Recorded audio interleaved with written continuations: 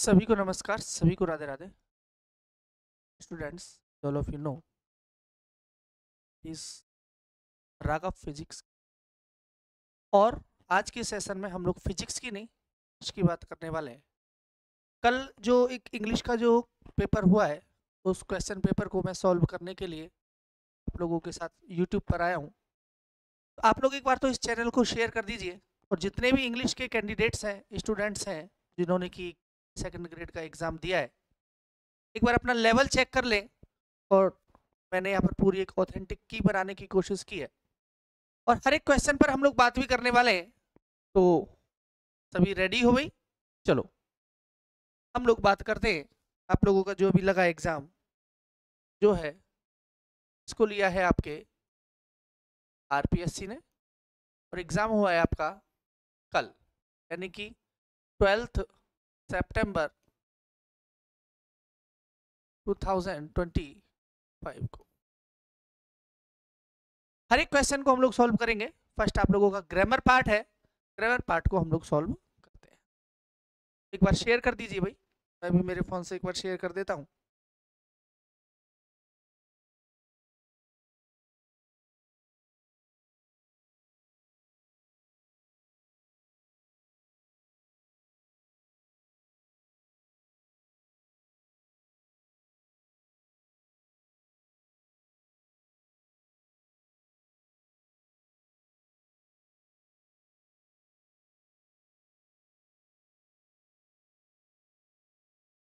Question number first, question number first जो है वो आरपीएससी ने फोनेटिक्स से रिलेटेड क्वेश्चन पूछा है डायरेक्टली। क्या आंसर होंगे, आंसर्स पर चर्चा करेंगे। फोनेटिक ट्रांसक्रिप्शन पूछा है कंट्रीब्यूशन का। लास्ट में साउंड देखिए शन का आ रहा है। शन का साउंड इस तरीके से हम लोग ले लेते हैं,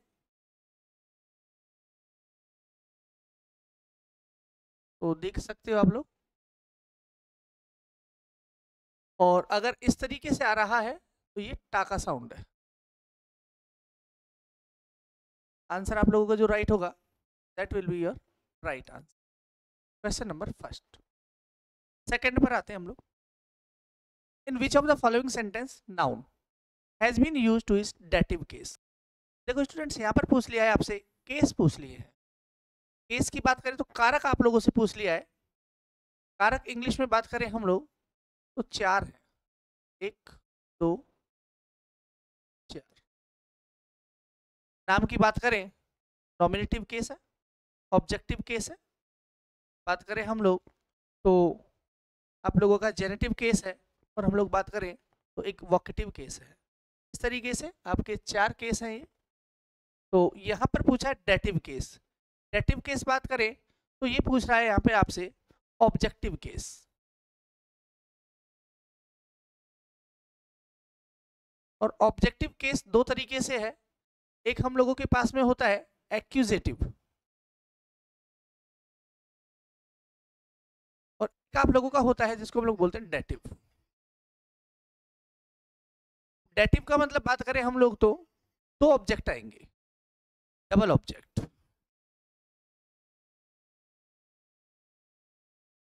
डबल ऑब्जेक्ट, अब डबल ऑब्जेक्ट की बात करें तो एक ऑब्जेक्ट हम लोगों के पास में जो होता है, जिसको हम लोग बोलते हैं डायरेक्ट ऑब्जेक्ट, और एक बोलते हैं indirect object.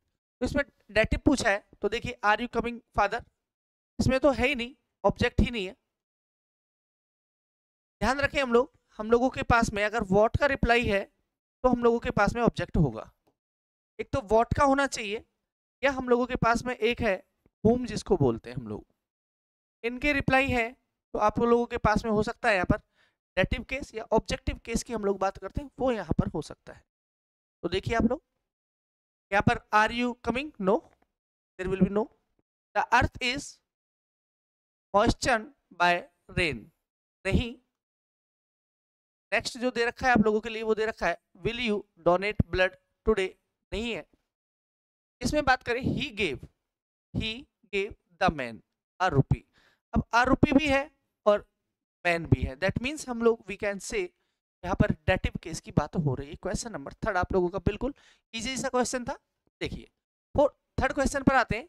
Choose the correct option after reading the following. इसको पढ़े हम लोग, then you have to give what will be the answer. देखिए इसमें पूछा गया है इन द फ्रेज, थोड़ा सा मैं एक बार इसको ऊपर ले लूंगा, और क्वेश्चन नंबर 3 आप लोगों की स्क्रीन पर आ चुका है, तो देख लेते हैं।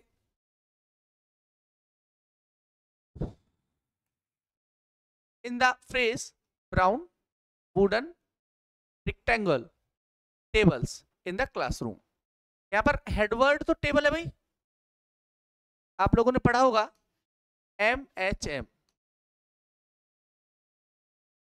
मॉडिफायर है दोनों साइड, एक प्री मॉडिफायर है और एक पोस्ट मॉडिफायर है। तो प्री मॉडिफायर कौन सा है और पोस्ट मॉडिफायर कौन सा है, तो हम लोग देख लेते हैं।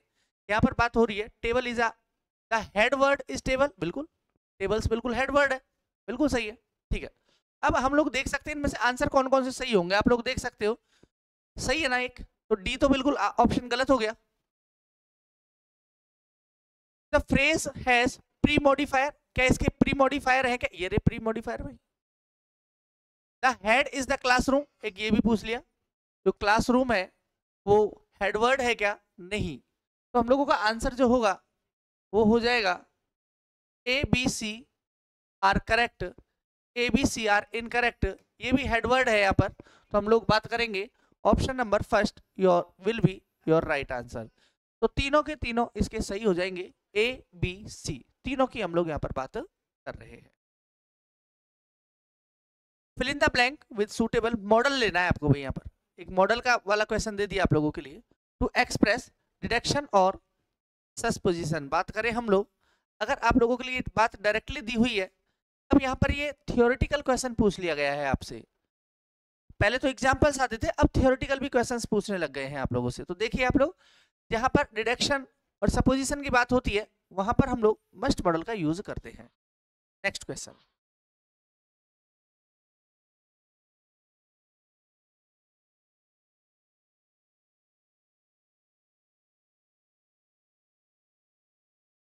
आप लोग अपने रिप्लाई दें।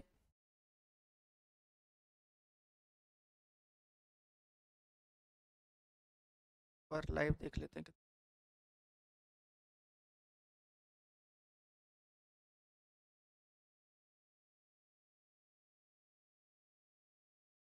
ठीक है,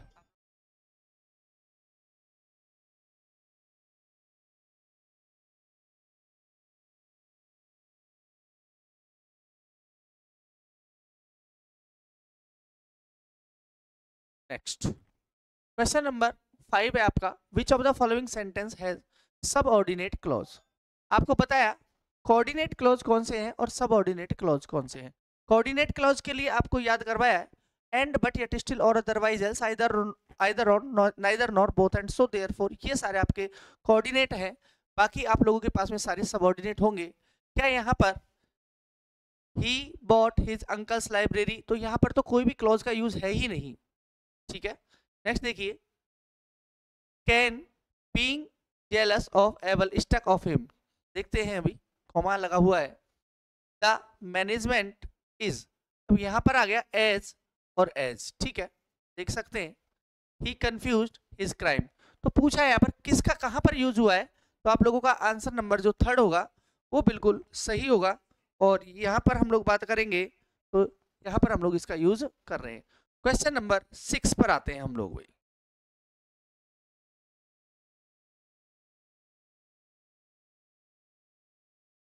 to play duck and drake means,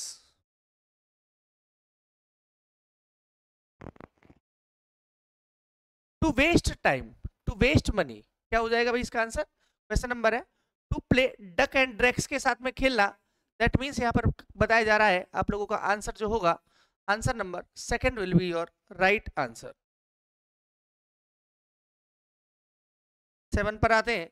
अब आरपीएससी क्वेश्चंस एक साथ में 2-2 3-3 पूछने लग गया भाई।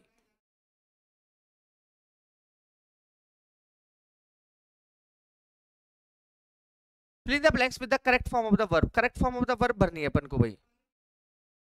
Fill in the blanks with the correct form of the verb.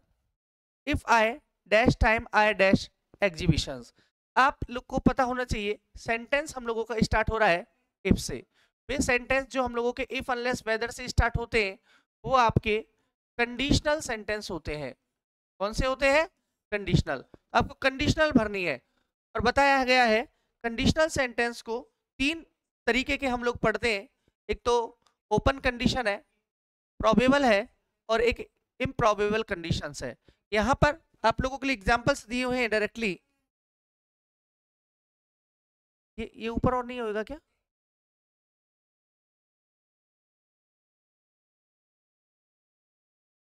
ठीक है।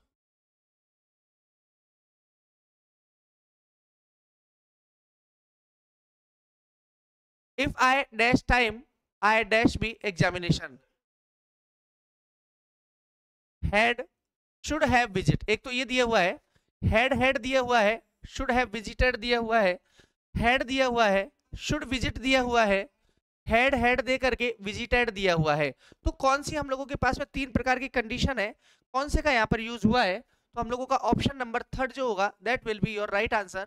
एक तो हैड है और हम लोगों ने यहाँ पर शुड विजिट का यूज किया हुआ है। क्वेश्चन नंबर 8 की बात करते हैं। In which of the following sentence preposition is incorrect? Incorrect मतलब यहाँ पर आपसे पूछ लिया कि आपका रॉन्ग आंसर कौन सा है, गलत आंसर बताना है आपको। देखिए, his distress of his assistance is perhaps unfolded, ठीक है, देख सकते हैं यहाँ पर ऑफ, यहाँ पर प्रपोजिशन है, प्रपोजिशन पूछी गई है यहाँ पर। बात करें हम लोग, ऑफ है यहाँ पर भी भाई, ही हिंडर्ड मी, फ्रॉम आ गया है यहाँ पर, child marriage is a great hinder to progress, question not attempt. तो यहाँ पर आप लोगों का कौन सा आंसर है जो बिल्कुल रॉन्ग है? रॉन्ग पूछा गया है तो हम लोग बात करें, I have often found him negligent, और नेग्लिजेंट के साथ में हम लोग ऑफ का यूज ना करके इनका यूज करते हैं। तो आप लोगों का जो गलत आंसर होगा वो हो जाएगा आप लोगों का ऑप्शन नंबर 2। तो ये आप लोगों का पेज नंबर 1 के अंदर जो 8 क्वेश्चंस आए हुए हैं ये मैंने सॉल्व करवाए हैं। आप लोगों ने अगर स्क्रीनशॉट नहीं लिया है जरूर से आप स्क्रीनशॉट जरूर ले लीजिए। मैं स्क्रीन के सामने से हट जाता हूँ भाई, एक बार आप लोग एक बार इसका स्क्रीनशॉट जरूर ले लीजिए। नेक्स्ट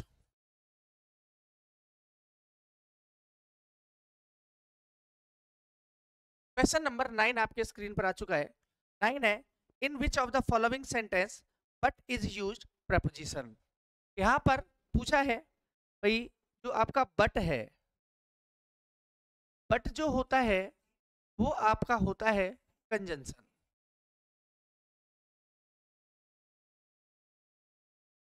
क्या होता है? कंजंक्शन। लेकिन यहाँ पर पूछा कंजंक्शन प्रपोजिशन भी होता है।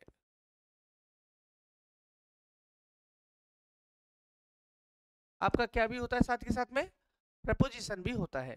तो प्रपोजिशन कौन सा है? यहाँ पर ये पूछा है मील वॉज गुड बट एक्सपेंसिव। अब ये दो क्वालिटी है, इन दोनों के बीच में आ रहा है तो काम कर रहा है कंजंक्शन का।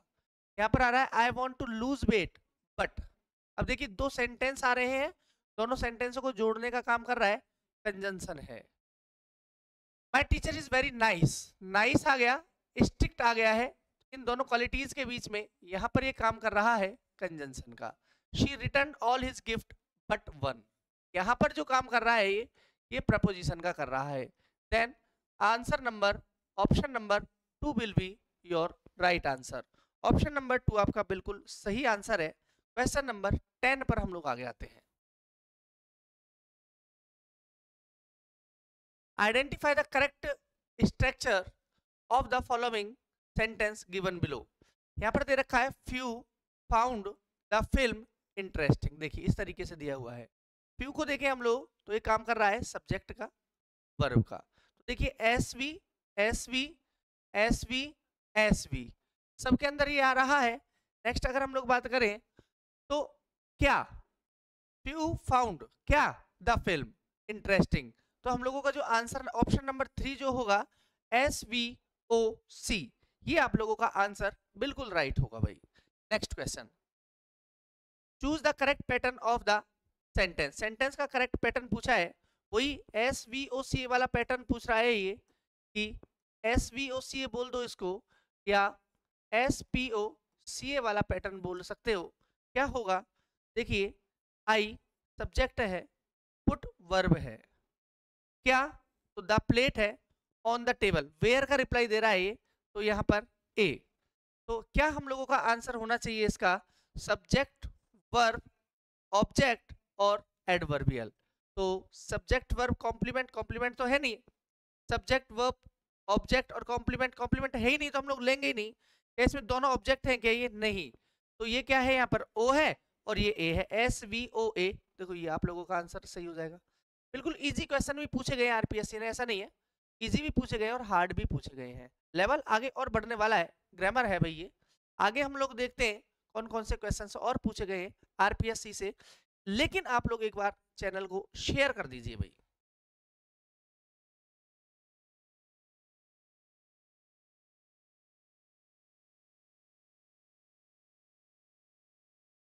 क्वेश्चन नंबर 12,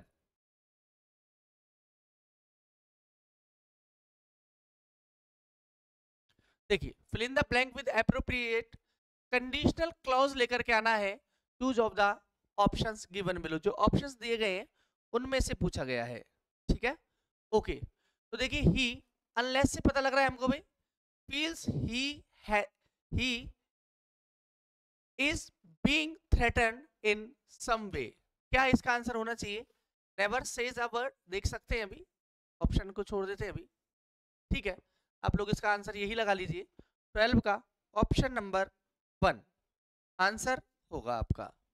थर्ड की बात करें, fill in the blank with appropriate conditional sentence. आपको मैंने बताया कंडीशनल सेंटेंस के पैटर्न हम लोगों के पास में 3 है भाई। एक जिसको हम लोग बोलते हैं ओपन कंडीशन, एक आप लोगों के पास में होती है जिसको हम लोग बोलते हैं इम्प्रॉबेबल कंडीशन, और एक होती है इम्पॉसिबल कंडीशन।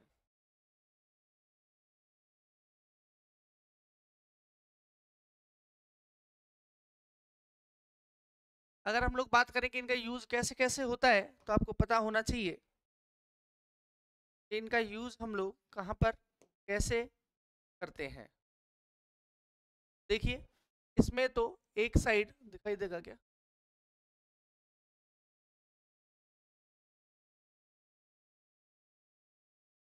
ठीक है,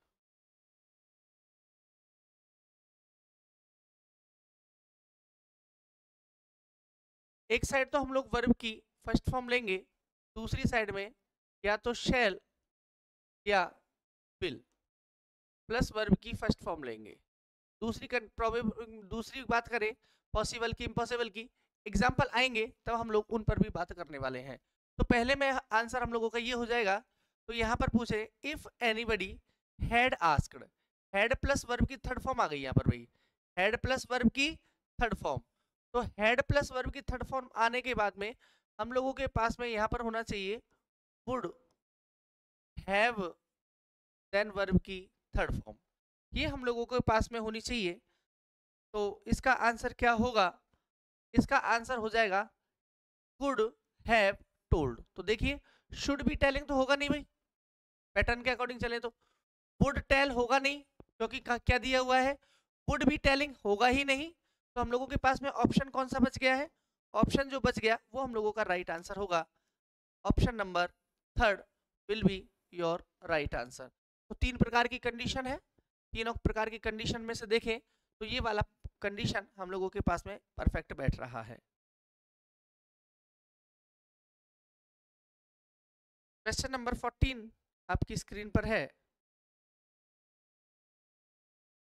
what does the underlined phrase verb mean in the following in the sentence below। Phrasal verb पूछ ली है, और फ्रेजल वर्ब की बात करें तो रन अवे की बात कर रहे हैं।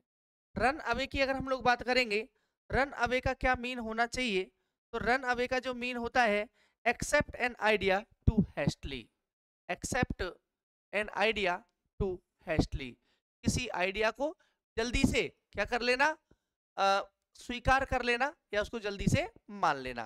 क्वेश्चन नंबर 15 है, from the use of phrasal verb in the sentence below choose the one of the which is wrong. गलत ढूंढना है आपको, सही तो इसमें दिए हुए हैं, आपको गलत जो आंसर है वो आपको निकालना है, ठीक है। तो हम लोग देखते हैं, डोंट आंसर मी फॉरवर्ड। देखिए फ्रेजल वर्ब पूछ रही है, और फ्रेजल वर्ब दी हुई है।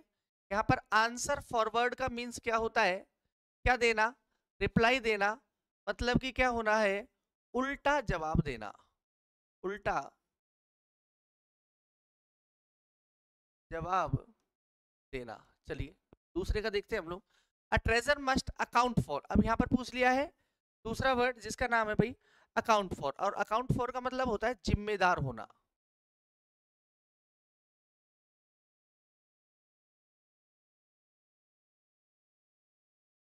ठीक है, some of the younger member called on, अब एक वर्ड आ गया यहाँ पर भी तीसरा, ये भी फ्रेजल वर्ब है और इसका मतलब है कॉल ऑन का मतलब होता है मिलना या बुलाना, बात एक ही है भाई, मिलना या बुलाना। थर्ड दे रखा है I met Tom at the party he asked after you, एक वर्ड आ गया है आफ्टर यू, और आफ्टर यू का मतलब है हाल चाल पूछना।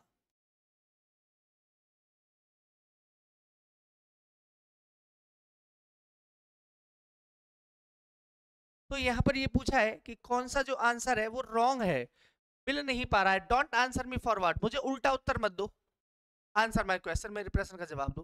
तो दैट मीन्स आप लोगों का जो आंसर नंबर फर्स्ट होगा, या बात करें हम लोग ऑप्शन नंबर जो फर्स्ट है वो आप लोगों का रॉन्ग है, बाकी सबके सबका जो यूज है बिल्कुल राइट किया गया है।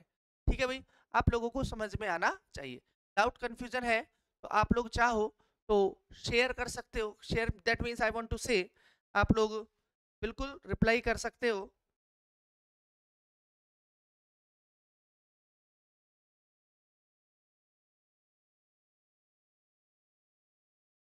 चेक कर पर।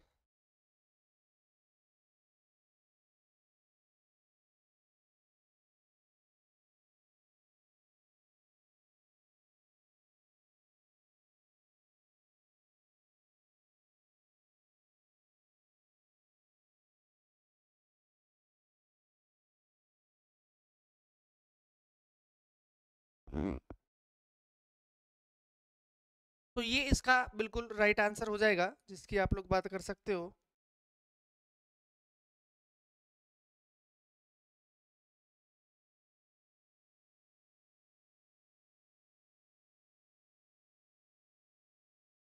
क्वेश्चन नंबर 16 आप लोगों की स्क्रीन पर आ चुका है।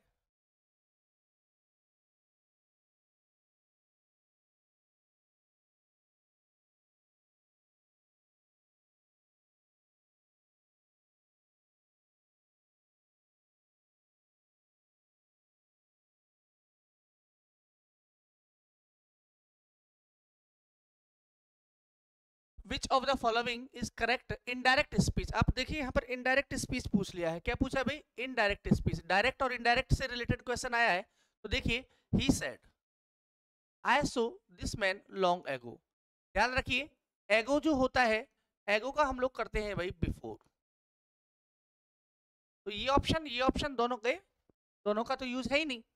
ठीक है, सैड है, सैड की जगह एक सैड दे रखा है और एक दे रखा है टोल्ड, आप लोग देख सकते हो एक सैड दिया हुआ है और एक दे रखा है टोल्ड, तो सैड की जगह पर सैड ही हम लोग लिखते हैं, तो देखिए ठीक है, कंजंक्शन दैट लगा दिया कि दोनों में, ठीक है, ही की जगह ही हैड सीन दैट, और यहाँ पर आ रहा है दिस, दिस हम लोग लेंगे नहीं क्योंकि दिस की जगह पर हम लोग दैट का यूज करेंगे, तो आप लोगों का option number second will be your right answer.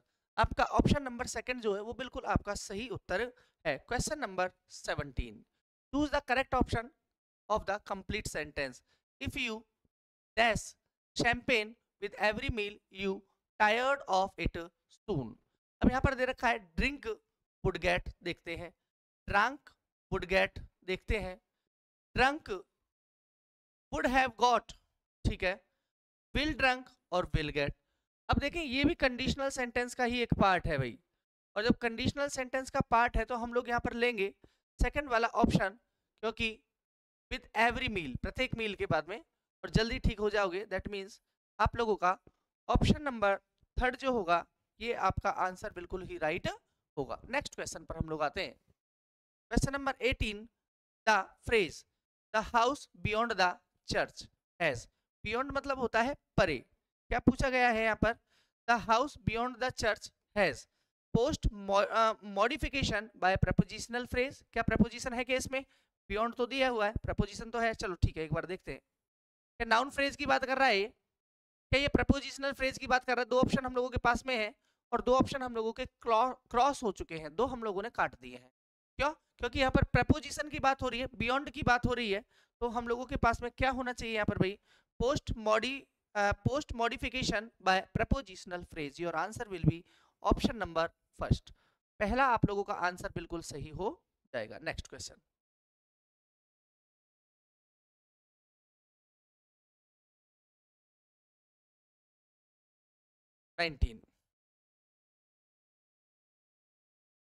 देखिए, change the degree of comparison. अब यहाँ पर पूछ रही है आपसे क्या डिग्री से रिलेटेड है।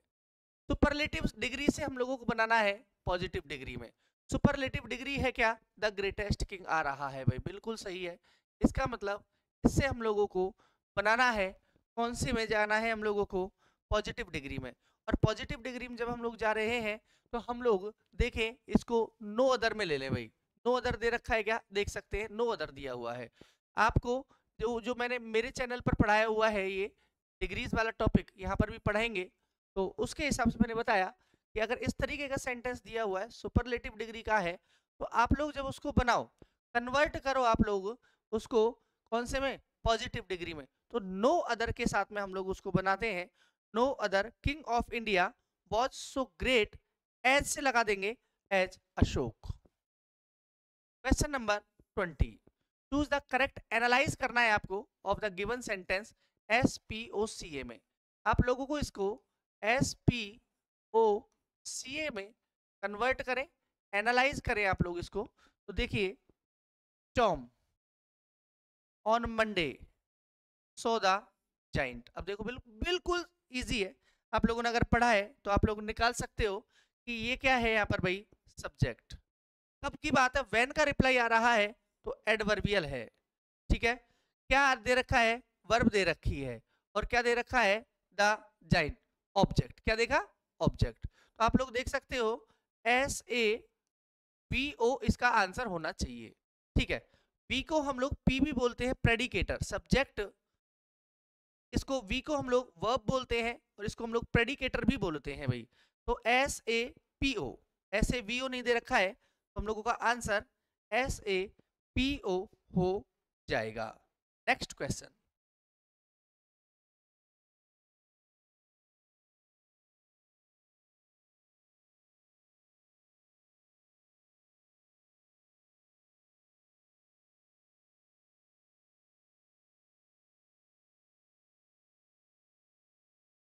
क्वेश्चन नंबर 21 आपकी स्क्रीन पर है भाई, रिप्लाई देना है। Choose the correct indirect speech. वहां पर डायरेक्ट पूछी थी, अब आप लोगों से पूछ रहा है इनडायरेक्ट स्पीच। क्वेश्चन नंबर 21 आपकी स्क्रीन पर है, आप लोग इसका रिप्लाई देने की कोशिश करें। इनडायरेक्ट बनाना है आपको, ठीक है, वो भी डायरेक्ट से इनडायरेक्ट ही बनवा रहा था। A woman said to me, a woman said to me, do you asked me, do you asked my name. अब देखिए सेड टू की जगह पर हम लोगों के पास में आस्क्ड होना चाहिए। कॉमा इन्वर्टेड कॉमा हटा दीजिए और इसकी जगह पर इंटरोगेटिव सेंटेंस है यू, न्यू कर दो इसको, नो की जगह KNEW। माई को आप लोग कर दो भाई हर नेम। इस तरीके से आप लोगों का आंसर हो जाएगा। अ वुमन आस्क्ड, देखिए अ वुमन आस्क्ड, इफ आ रहा है, ठीक है, इफ तो कंजंक्शन हम लोगों को लेना पड़ेगा, इफ या वेदर। ठीक है, इफ। अब आ गया यहाँ पर यू, यू को सेकंड पर्सन के अकॉर्डिंग लेंगे तो माई के रूप में कन्वर्ट कर दीजिए, मतलब कि आई। ठीक है, इफ यू, यू तो हट जाएगा। इफ आई नो, नो होगा नहीं, न्यू लिखना है हमको इसकी जगह पर। ठीक है, asked if I am knowing तो होगा ही नहीं, तो हम लोगों के पास में ऑप्शन नंबर ए आपका रह जाएगा, जो आपका बिल्कुल राइट आंसर होगा। नेक्स्ट क्वेश्चन की ओर बढ़ रहे हैं हम लोग। क्वेश्चन नंबर 22 आपकी स्क्रीन पर है, और ऊपर ले लेते हैं इसको थोड़ा सा।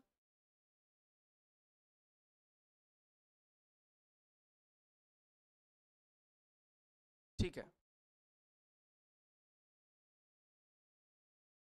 Which of the following is the correct transformation निकालना है आपको भाई। ट्रांसफॉर्मेशन में देखो दे रखा है वैसे भी, क्या नहीं होना चाहिए, मीन्स चेंज नहीं होना चाहिए, अर्थ चेंज नहीं होना चाहिए। आपसे कह रहा है अफर्मेटिव से इसको आप नेगेटिव बनाइए। क्वेश्चन नंबर 22 आपकी स्क्रीन पर है भाई, ठीक है, देख सकते हो आप लोग। Alfred was the best king that ever reigned in England। Option number 4 इसका बिल्कुल सही आंसर हो जाएगा। नो अदर किंग, एज के साथ में ले लो। अब यहाँ पर डिग्री हो गई है पॉजिटिव डिग्री, अभी बात भी की थी हम लोगों ने भाई।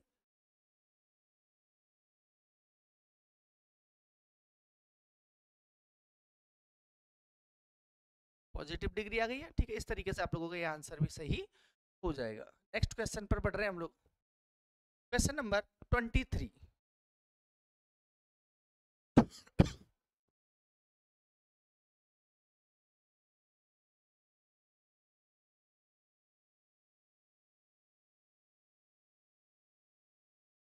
देखिए,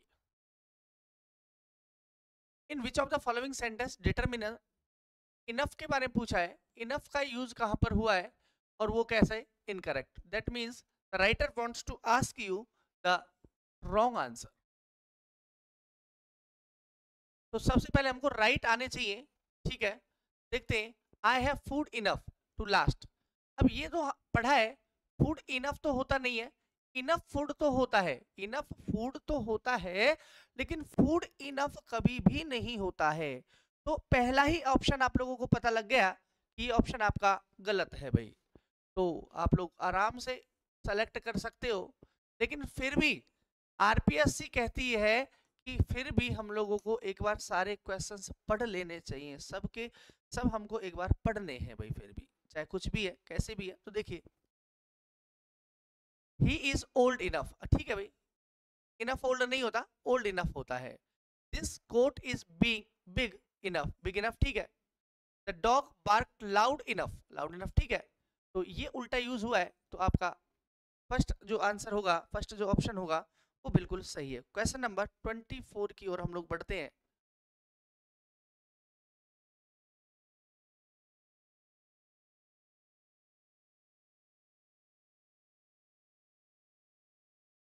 fill in the blanks with appropriate preposition लगाना है यहाँ पर भाई। Choose from the options given below, सही लगाना है। आप लोग ध्यान रखें, लिसन कहीं भी आपको आ रहा है, लिसन के बाद आप लोग टू लगा दीजिए। ये तो थोड़ा सा बिल्कुल आप लोग बिल्कुल माइंड में अपने सेट करके रखें। क्या टू आ रहा है, नहीं आ रहा है, आ रहा है क्या, नहीं आ रहा, नहीं आ रहा, आ रहा है क्या, आ रहा, that means it will be your right answer. बिल्कुल सही आंसर ये आपका। इस बात को बिल्कुल ध्यान रखें, लिसन कहीं भी आ रहा है उसके साथ टू का हम लोगों को यूज करना पड़ेगा। Next question, from the list of the consonants given below along with representative words in phonetic transcript, choose the group which is wrongly transcribed। आपको ग्रुप सेलेक्ट करना है जिसमें कि गलत रिप्लाई दिया हुआ है। क्वेश्चन नंबर 25 की अगर बात करें तो आपका ऑप्शन नंबर सेकंड जो होगा ये right answer. Next question,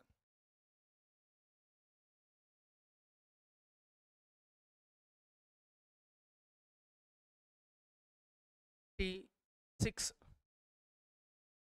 Now I not swim across the river, I dash swim when I was young। Ability की बात कर रहे हैं, एबिलिटी की बात करते ही हमको ध्यान आना चाहिए या तो कैन या कुड। अगर बात हो रही है प्रेजेंट की तो कैन, अगर बात हो रही है पास्ट की तो हम लोग बात करेंगे यहाँ पर कुड। दोनों एबिलिटी आ रही है, तो अब हम लोग देख सकते हैं शुड कैन हो जाएगा क्या, नहीं। कुड में हो जाएगा क्या, नहीं होगा भाई। कैन कुड हो सकता है, ये आ गया बिल्कुल, कैन या दोनों का यूज हो जाएगा। क्यों, क्योंकि यहाँ पर तो दे रखा है नाउ और यहाँ दे रखा है व्हेन। तो व्हेन के बाद में दे रखा है वर्ब की सेकंड फॉर्म, दैट मीन्स यहाँ तो आएगा आपका पास्ट और यहाँ पर आ जाएगा आपका प्रेजेंट। प्रेजेंट में तो यूज करते हैं कैन और पास्ट में यूज है कुड। शेयर करें भाई एक बार जरूर से आप लोग, बिल्कुल पूरा क्वेश्चन पेपर हम लोग यहाँ पर सॉल्व करने वाले। क्वेश्चन नंबर 27, एप्रोप्रिएट टेंस पूछ लिया है भाई। Choose of the options given below, जो ऑप्शंस दिए हैं इनमें से हम लोगों से पूछ रहा है कि आप लोगों को क्या करना है, आंसर इसका बताना है। वी वर्क, ठीक है, long hours but we not get much pay. अब यहाँ पर दो तरीके से है, यहाँ पर भाई वर्क आ रहा है, हैव नॉट आ रहा है। हैव नॉट डिड, देखिए work did not get, are working did not get. तो क्या आप लोगों का यहाँ पर आंसर सही होगा?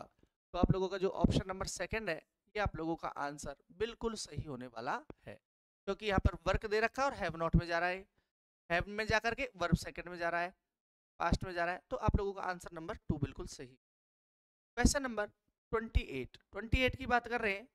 From the kinds of adverb given below choose one of the, जो फिट नहीं बैठ रहा है वो आपको यहाँ पर बताना है।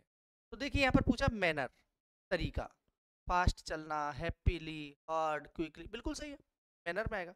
प्लेस में हेयर, देयर, नियर, डाउन, सही है। टाइम, टाइम में सून, जल्दी, स्टिल, देन, ठीक है। डिग्री, डिग्री में गलत दे रखा है, ऑलवेज, नेवर, अकेजनली, ऑफ्टन, ये सारे आते हैं आपके भाई फ्रीक्वेंटली वाले में। इसमें आएंगे भाई फ्रीक्वेंटली वाले में आ जाएंगे। डिग्रीज वाले में तो अलग ही कुछ और है जो कंजंक्शन का यूज होता है, इनका यूज यहाँ पर नहीं होता। यहाँ पर यूज हो रहा है फ्रीक्वेंटली है ये, ऑलवेज, एवर, नेवर, जो हमको रिप्लाई दे रहे हैं कितनी बार का, तो बार के लिए हम लोग फ्रीक्वेंटली वर्ड का यूज। नेक्स्ट,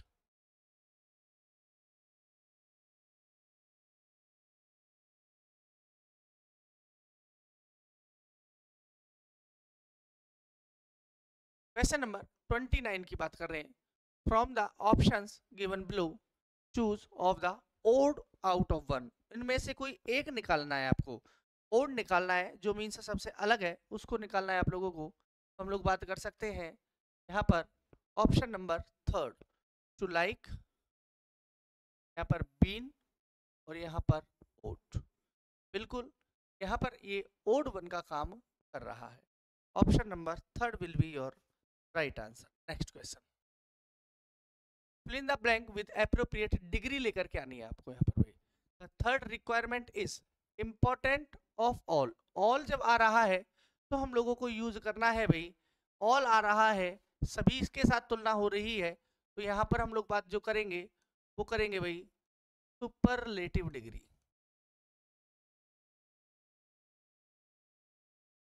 और सुपरलेटिव डिग्री जो होती है उसके पहले हम लोग हमेशा द का यूज करते हैं, ध्यान रख लेना भाई। तो द देखो ये किसमें है, दे किसमें है, ये दोनों तो होंगे नहीं, मोर लग रहा है भाई यहाँ पर, तो मोर तो होगा ही नहीं, हमको तो मोस्ट का यूज करना है, तो आपका ये आंसर जो होगा इस तरीके से राइट हो। नेक्स्ट, सेशन को भी आप लोग भाई शेयर कर दीजिए। क्वेश्चन नंबर 31 की हम लोग बात कर रहे हैं। Question number 31, fill in the blank with the coordinate clause लेना है भाई इसके अंदर। और कोऑर्डिनेट की बात करें हम लोग, and yet I feel obliged to stay, देखते हैं। एज जो है ये सबऑर्डिनेट है, बिकॉज जो है ये आपका सबऑर्डिनेट है भाई, और सिंस भी आप लोगों का सबऑर्डिनेट। तो यहाँ पर पूछा है कोऑर्डिनेट, आपको मैंने बताया है पहले भी, एंड, बट, येट, स्टिल, और, अदरवाइज, एल्स, आइदर, और, नाइदर, नॉर, बोथ, और, देयरफॉर, ये सारे जो है आप लोगों के, ये आपके क्या है, कोऑर्डिनेट है। दोबारा बोलता हूँ, एंड, बट, येट, स्टिल, और, अदरवाइज, एल्स, आइदर, और, neither, nor, both, and, so, therefore, ये सारे आप लोगों के जो होंगे ये आपके होते हैं कोऑर्डिनेट। इनको छोड़ दो, बाकी जो बचेंगे वो सारे आपके हैं सबऑर्डिनेट। नेक्स्ट, तो कोऑर्डिनेट पूछा है आपसे, कोऑर्डिनेट एंड से हम लोग इसको पहचान लेंगे, ठीक है। Which one of the, which out of the following, antonym निकालना है आपको, इसका नाम है ओपिनियन।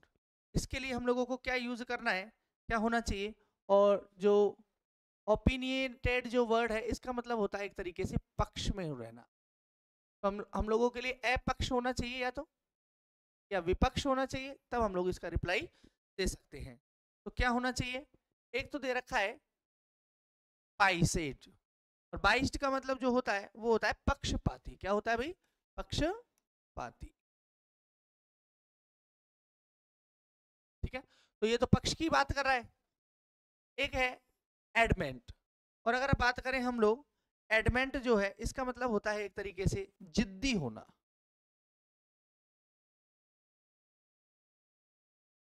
ठीक है। एक डिसपैशनेट का मतलब जरूर होता है, विपक्ष बोल सकते हो, अपक्ष बोल सकते हो, कुछ भी आप लोग बोल सकते हो इसको। इसका ये क्या बात करें, एंटोनिम। और एंटोनिम का मतलब क्या पूछ रहा है भाई आपसे, इसका अपोजिट, विलोम शब्द। तो आपका ये इसका हाँ हाँ।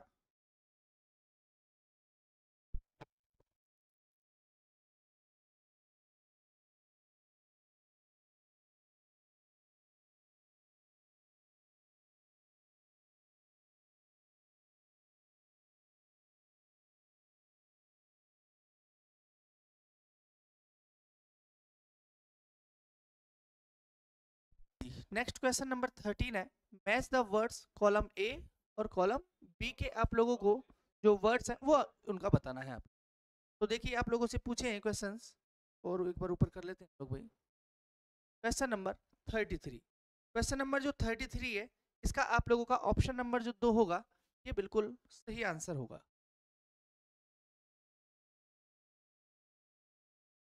That will be your right answer.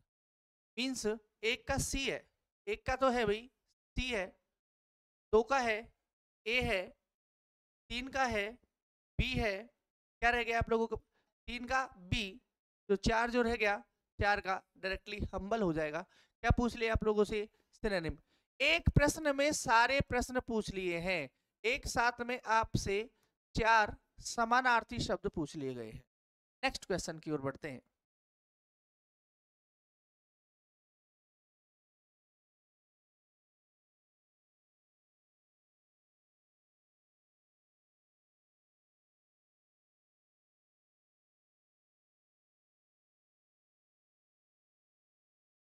Question number 34 आपकी स्क्रीन पर आ चुका है, मोबाइल स्क्रीन पर।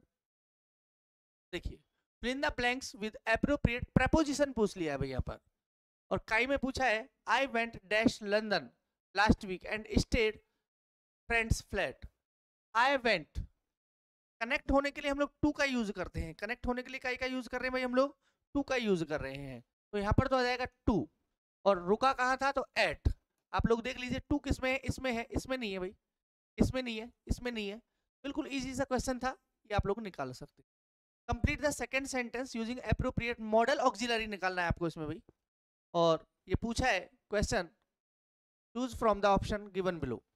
It is possible that they did not receive your letter, they dash your letters, might have received, might not received, might not receive। देखिए, might not have received, might have received, might देखो यहाँ पर क्या दिया हुआ, received दे रखा है। might के मॉडल के बाद में हमेशा हम लोग वर्ब की फर्स्ट फॉर्म का ही यूज करेंगे। तो ऑप्शन नंबर 4 हम लोगों का जो होगा वो बिल्कुल सही होगा, might not receive, क्योंकि हम लोग वर्ब की फर्स्ट फॉर्म लगाते हैं हमेशा ही मॉडल के साथ में। नेक्स्ट क्वेश्चन,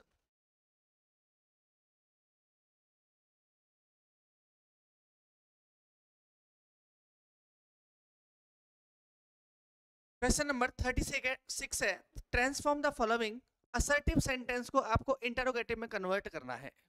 असर्टिव मतलब साधारण वाक्य है, इसको इंटरोगेटिव में लेके आए, प्रश्न में लेकर के आएंगे। तो कैसे होंगे, मीन चेंज नहीं होना चाहिए, wisdom is much better than riches. Question number 36 आप लोगों से पूछ लिया गया है, इसके अंदर ऑप्शन नंबर फर्स्ट जो होगा ये आपका बिल्कुल राइट आंसर होगा, is wisdom better better than riches. Next slide पर चलते हैं। From the list of words given below choose the, क्या इसका एक राइट आंसर होना चाहिए, फेजिबल, फिटेड, परजर्ड, प्लेडिंग। क्या स्पेलिंग भी पूछी, स्पेल पूछा गया है यहाँ पर, तो इसका जो आंसर होगा वो ऑप्शन नंबर सेकंड आप लोगों का बिल्कुल सही आंसर हो जाएगा। एक वर्ड दे रखा है, फिजेबल मतलब होता है संभव होना, फैटिड का मतलब बदबूदार होना, एक प्रजोर्ड वर्ड जो दिया है सकड़ी नदी जो, उसके लिए हम लोग बात करते हैं, और फ्लैजनिंग का मतलब होता है एक तरीके से अनुभवी। तो आप लोगों का ऑप्शन नंबर सेकंड बिल्कुल सही आंसर हो जाए। Choose the correct, indirect speech से रिलेटेड कई क्वेश्चन आ चुके हैं भाई। देखिए यहाँ पर पूछा clear said what time, what time एक ही है भाई, टू द बैंक्स क्लोज। आप लोग देखिए क्वेश्चन मार्क हट जाएगा, सैड है तो आस्क्ड होना चाहिए। तो देखिए आप लोग, यस बैंक किस टाइम क्लोज होती है, क्या इसका ऑप्शन होना चाहिए। तो अगर हम लोग बात करेंगे ऑप्शन नंबर जो फर्स्ट होगा, ask the time of closing banks, option number first will be your right answer. Question number 39 पर आ रहे हैं हम लोग आगे।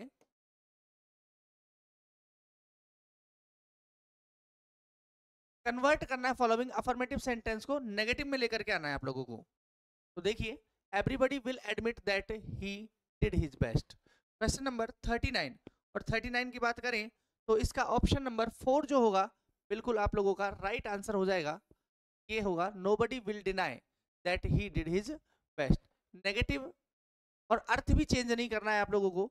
तो यहाँ पर दिया हुआ है भाई एवरीबॉडी, जब हम लोग कन्वर्ट करते हैं एवरीबॉडी नोबडी के रूप में कन्वर्ट हो जाता है। विल है तो उसकी जगह विल आ गया भाई। यहाँ पर एडमिट था, एडमिट का अपोजिट डिनाई हो गया है। ठीक है, इस तरीके से हम लोग इसको चेंज कर देंगे। Question number 40, in the blanks में सूटेबल आर्टिकल लगाना है आपको, जहां जरूरत है वहां लगाएं। Dash thief is a danger to society. Question number 40 की अगर हम लोग बात करें तो यहाँ पर किसका यूज होना चाहिए, डैश थीफ, थीफ की बात हो रही है, थीफ की पूरी कम्युनिटी की बात हो रही है, तो हम लोग ए और एन का यूज करते हैं। तो यहाँ पर हो जाएगा a thief is a dangerous to society. तो ऐसा ऑप्शन देख लीजिए, नहीं है, ए दे रखा है, ए द दे रखा है, ए जीरो आर्टिकल ये दिया हुआ है, दैट 40 का आप लोगों का ये आंसर जो होगा वो राइट होगा। 41 पे आते हैं हम लोग भाई। Fill in the blanks with appropriate tense भरना है आप लोगों को।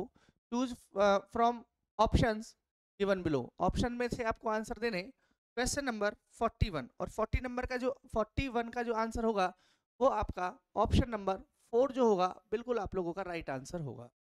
42, choose the correct meaning of the following proverb दी हुई है, जिसका आपको मीन लगाना है। Blood is thicker than water. Question number 42 की अगर हम लोग बात करेंगे तो ऑप्शन नंबर ब्लड जो है इज थिकर देन वाटर, यानी कि family relationship is stronger than others, that will be your right answer. Option number first will be your right answer. Next question, question number 43, choose the correct phrasal verb निकालनी है आपको of the following, fill in the blanks given in the sentence। now it is difficult to, question number आप लोगों का आ चुका है भाई 43, carry into, carry off, carry out और कैरी अवे। तो हम लोगों का इसका जो आंसर होगा वो होगा कैरी आउट। और कैरी आउट का मतलब होता है एक तरीके से भाई फॉलो करना, मीन्स अनुसरण करना।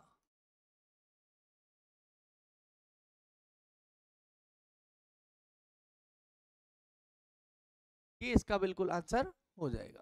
Question number, option number 2 will be the right answer of this question. Next slide पर चलते हैं हम लोग भाई।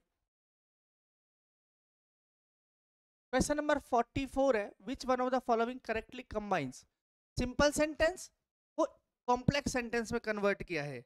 आपको पता होना चाहिए जब हम लोग सिंपल सेंटेंस को और कॉम्प्लेक्स सेंटेंस में कन्वर्ट कर रहे हैं तो हम लोगों के पास में सब ऑर्डिनेट कंजंक्शन हम लोगों को पता होना चाहिए।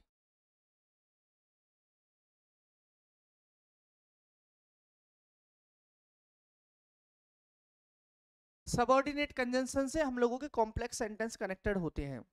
और सबऑर्डिनेट कंजंक्शन जो होते हैं वो हम लोगों के एक तो कोऑर्डिनेट और एक subordinate. Coordinate that means coordinate sentence जो होगा वो आप लोगों का बनाएगा कंपाउंड सेंटेंस, कॉम्प्लेक्स सेंटेंस जो होगा वो आप लोगों का बनाएगा सबऑर्डिनेट कंजंक्शन। तो देखिए आप लोग, आप सबऑर्डिनेट कंजंक्शन आप लोगों को निकालने, देखिए बट, अभी बात की थी मैंने एंड बट येट स्टिल और अदरवाइज एज, तो बट आ रहा है तो ये कोऑर्डिनेट है, एंड से कनेक्टेड है भाई। ठीक है, ये कहीं से कनेक्टेड है, वेयर से कनेक्टेड है, अभी देखते हैं, ये भी बट से कनेक्टेड है भाई, not only but also say. तो मतलब ये नहीं होगा, ये नहीं होगा, ये नहीं होगा। बंद कर रहा,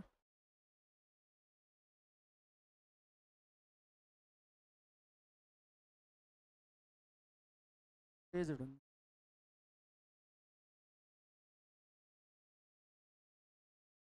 तो यहाँ पर वेयर से कनेक्टेड है भाई ये, और वेयर से कनेक्टेड है दैट मीन्स क्या है, आप लोगों का ये सब ऑर्डिनेट से कनेक्टेड है, कॉम्प्लेक्स सेंटेंस बना रहा है आप लोगों का। Option number 3 will be your right answer. When the word import is used, एक वर्ब में the stress falls on the dash level. तो यहाँ पर पूछा गया है इसका जो आंसर होगा कौन से लेवल में लगाया जाता है, तो हम लोग बात करते हैं सेकंड लेवल में हम लोगों का रिप्लाई होना चाहिए। इसका लेवल हम लोगों ने पढ़े होने चाहिए। सेकंड जो लेवल है वहां पर वर्ब दी हुई है, तो वर्ब में स्ट्रेस लगानी है हमको, तो सेकंड लेवल में हम लोग क्या लगा देंगे, स्ट्रेस को लगा देंगे। 46 है, इन the blank with most appropriate word from the given options. The journey down the dash was not tedious. Tedious का मतलब होता है उबाऊ होना। अब यहाँ पे पूछ लिया आप लोगों से, एप्रोप्रिएट वर्ड पूछा है, राइट वर्ड पूछा है, तो इसका जो रिप्लाई होगा वो होगा DESCENT। ये इसका जो होगा बिल्कुल सही आंसर है। नेक्स्ट,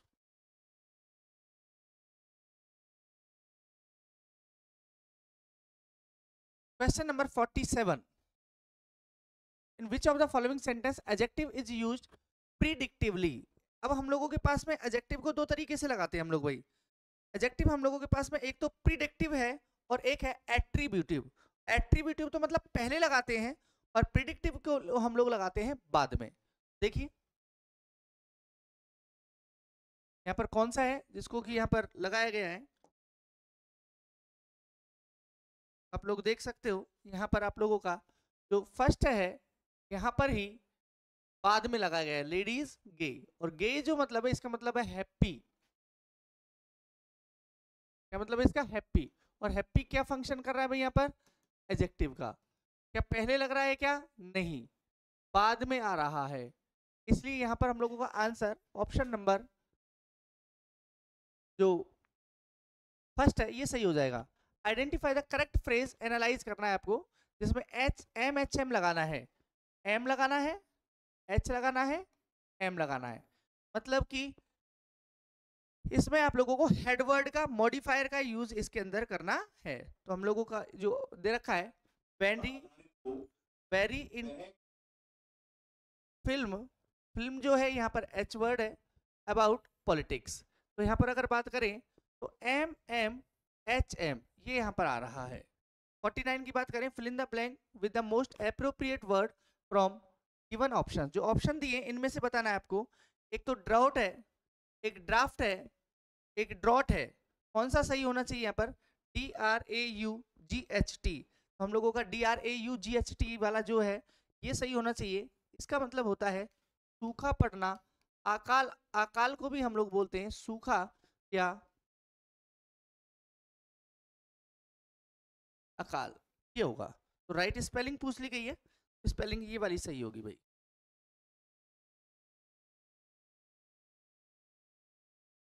नेक्स्ट क्वेश्चन आप लोगों का 49 हो चुका है। हम लोग बात कर रहे हैं क्वेश्चन नंबर 50। देखिए, विच one of the given option correctly analyses the following sentence SPOCA। SPO से रिलेटेड आप लोग देख रहे हो कई सारे क्वेश्चंस पूछे जा चुके हैं। तो देखिए, दे पेंटेड द डोर ग्रीन। और इसको एक बार ऊपर कर लेते हैं, यहाँ पर हम लोग बात करते हैं ताकि दोनों क्वेश्चंस को सॉल्व कर लेंगे अपन। देखिए, विच ऑफ, ठीक है, दे क्या है, सब्जेक्ट है। पेंटेड क्या है, वर्ब बोल दो या पी बोल दो इसको। इसको क्या, डोर को। डोर मतलब कि ऑब्जेक्ट, ठीक है। कैसा, तो ग्रीन। तो देखिए SPO, तीन देख लीजिए, SPC आ गया, खत्म है। SPO उल्टा दे दिया है, SPOO SPOC। दो ऑब्जेक्ट तो है ही नहीं, कैसा, कैसी, कैसे। इनका जो आंसर होता है वो बात करें हम लोग SPOC, हम लोगों का राइट आंसर होगा। आइडेंटिफाई द सब्जेक्ट, कॉम्प्लीमेंट निकालना है आपको फॉलोइंग सेंटेंस। इसको पढ़ें और आप लोग निकालें सब्जेक्ट कॉम्प्लीमेंट। आप बात करें SPOCA, सी मतलब कि कॉम्प्लीमेंट। और कॉम्प्लीमेंट भी दो होते हैं हम लोगों के पास में भाई, एक आपका होता है सब्जेक्टिव कॉम्प्लीमेंट और एक आपका होता है ऑब्जेक्टिव कॉम्प्लीमेंट। तो यहाँ पूछा है आपसे सब्जेक्टिव कॉम्प्लीमेंट कौन सा है? Everything was as we had left it. तो as we had left it जो होगा आप लोगों का ये होगा एस सी, सब्जेक्ट कॉम्प्लीमेंट इस ये होगा। नेक्स्ट क्वेश्चन की ओर बढ़ रहे हैं।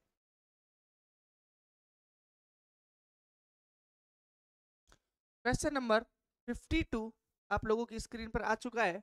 विच of the following sentence does not have correct subject verb agreement. देखो आपका subject verb agreement, subject verb concord, यहां से भी एक क्वेश्चन पूछा गया है आपका। देखिए सब्जेक्ट वर्ब कॉन्कर्ड जो है उसका सही यूज कहां पर नहीं हुआ है, ये क्वेश्चन है भाई। तो यहां पर देखिए आइदर द बॉय और हिज पेरेंट्स, यहां पर आ गया हैज, ठीक है। तो आइदर और, नाइदर नॉर, अगर हम लोगों का कोई भी सेंटेंस आइदर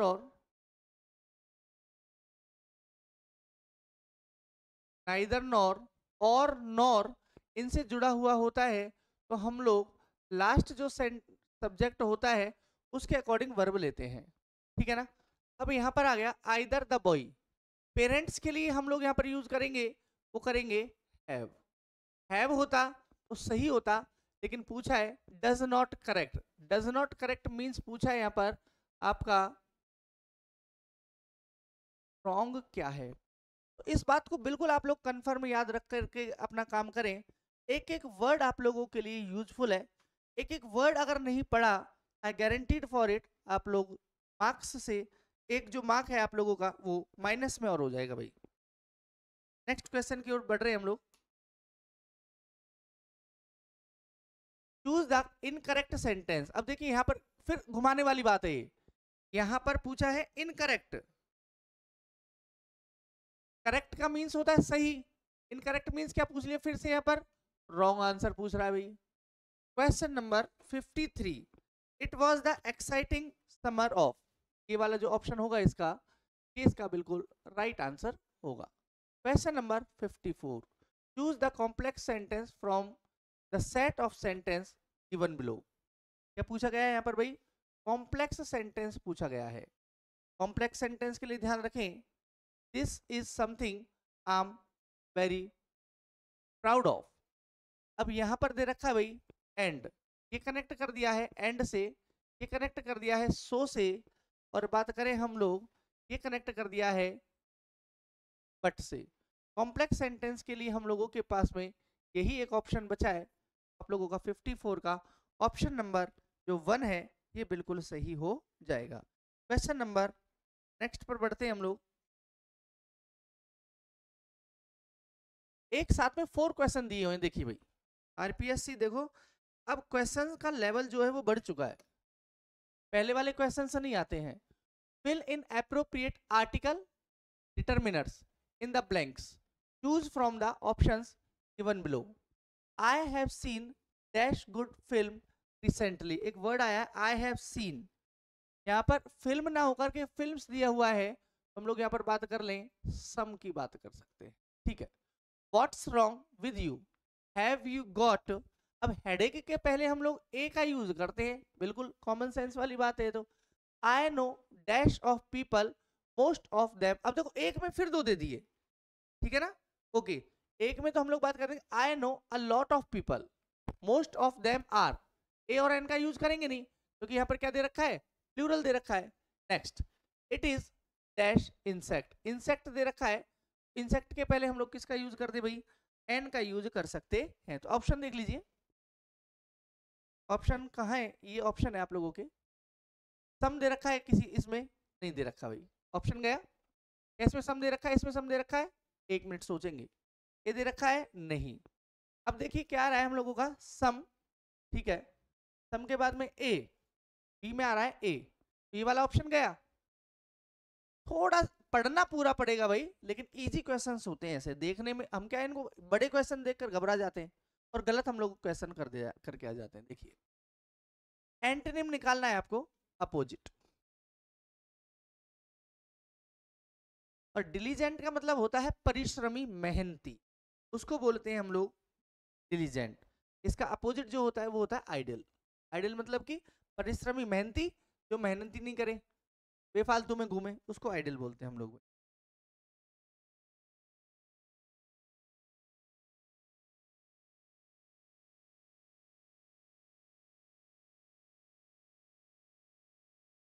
क्वेश्चन नंबर 57 आपकी स्क्रीन पर है।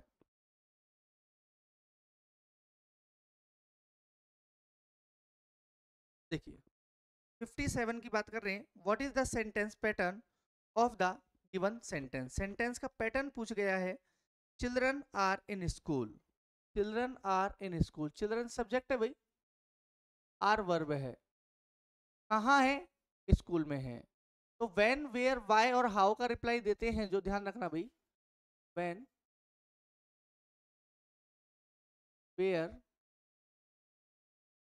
व्हाई और जो हाउ का रिप्लाई देते हैं एडजेंट होते हैं, ध्यान रखें भाई। तो यहाँ पर क्या है, एस वी सी। 58 है, what does the underline idiom का मतलब पूछा है आप लोगों से, तो सेंटेंस में दिया हुआ है, अ मैन ऑफ स्ट्रॉ, एक व्यक्ति है जो स्ट्रॉ, स्ट्रॉ मतलब तिनके की बात करें हम लोग यहाँ पर, क्या हम लोगों का आंसर हो जाएगा, a man is no substance, जिसका कोई मतलब नहीं है, जिसका बहुत ज्यादा महत्व नहीं है।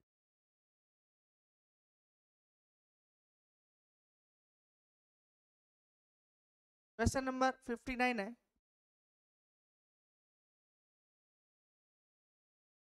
Fill in the blanks with appropriate tense का यूज करना है आप लोगों को। क्वेश्चन नंबर 59, और 59 का ऑप्शन नंबर जो फर्स्ट होगा वो आप लोगों का बिल्कुल राइट आंसर हो जाएगा।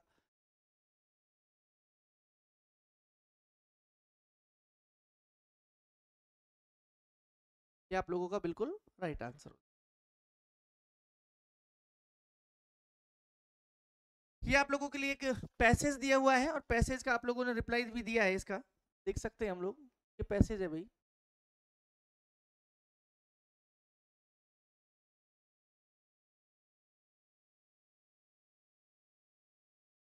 क्वेश्चन नंबर 60, और क्वेश्चन नंबर 60 जो है, इसका जो आंसर होगा वो ऑप्शन नंबर 4 होगा भाई, ऑर्डर्ड एंड कमांडेड। क्या होगा, ordered and commanded. The term wastage का मतलब पूछ लिया यहाँ पर, और वेस्टेज का मतलब होता है remains. Presence of salt flats and brackish lake suggest that the place was, place कैसा था भाई, salt was spread accidentally side of a trade off salt from Lhasa वगैरह से ट्रेड होता था क्या, ऑन अ सॉल्ट माउंटेन थे क्या यहाँ पर, सम सबमर्ज्ड इन एन ओशियन, यहाँ पर एक पता लगता है, यहाँ पर एक बहुत बड़ा ओशन था, ओशन मतलब कि समुद्र था, महासागर था। Next question.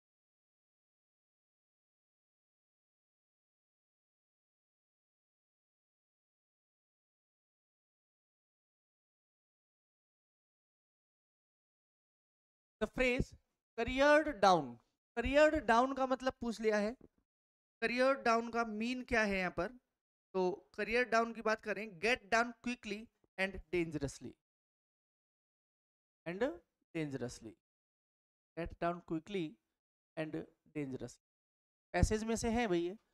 पॉक मार्ड का मीन्स पूछा है, पॉर्क मार्क का मीन्स क्या होता है, ठीक है, covered with small hollows, covered with scanty vegetations, covered with canvas talent, covered with traces of the seismic activity। तो क्या इसका आंसर होना चाहिए, कवर्ड विद स्मॉल हॉलोज, ये इसका फर्स्ट आंसर सही होगा। Question number 65, the headache of the writer according to the passage cleared because of,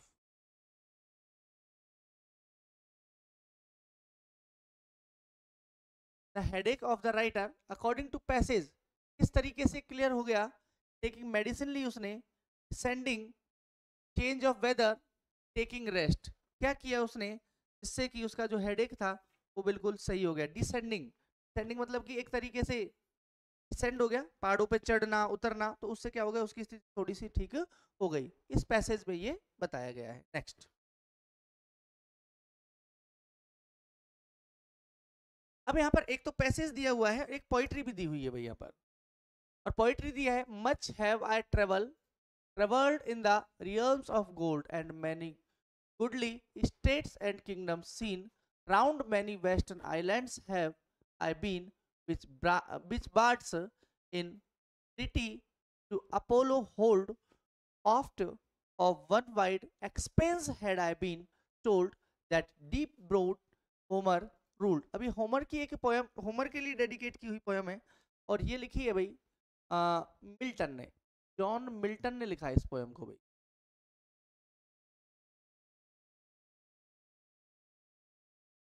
John Milton ने जॉन कीट्स ने लिखा है इसको।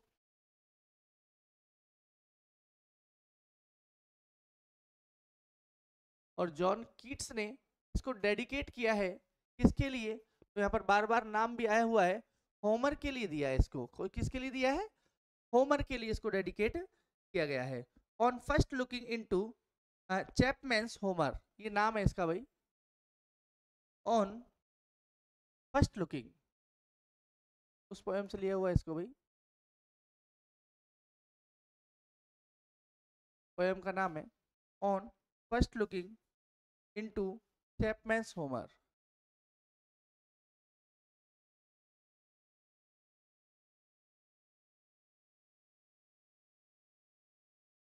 वहां से इसको लिया गया है और कुछ क्वेश्चंस हैं, उन क्वेश्चंस को हम लोग सॉल्व करते हैं।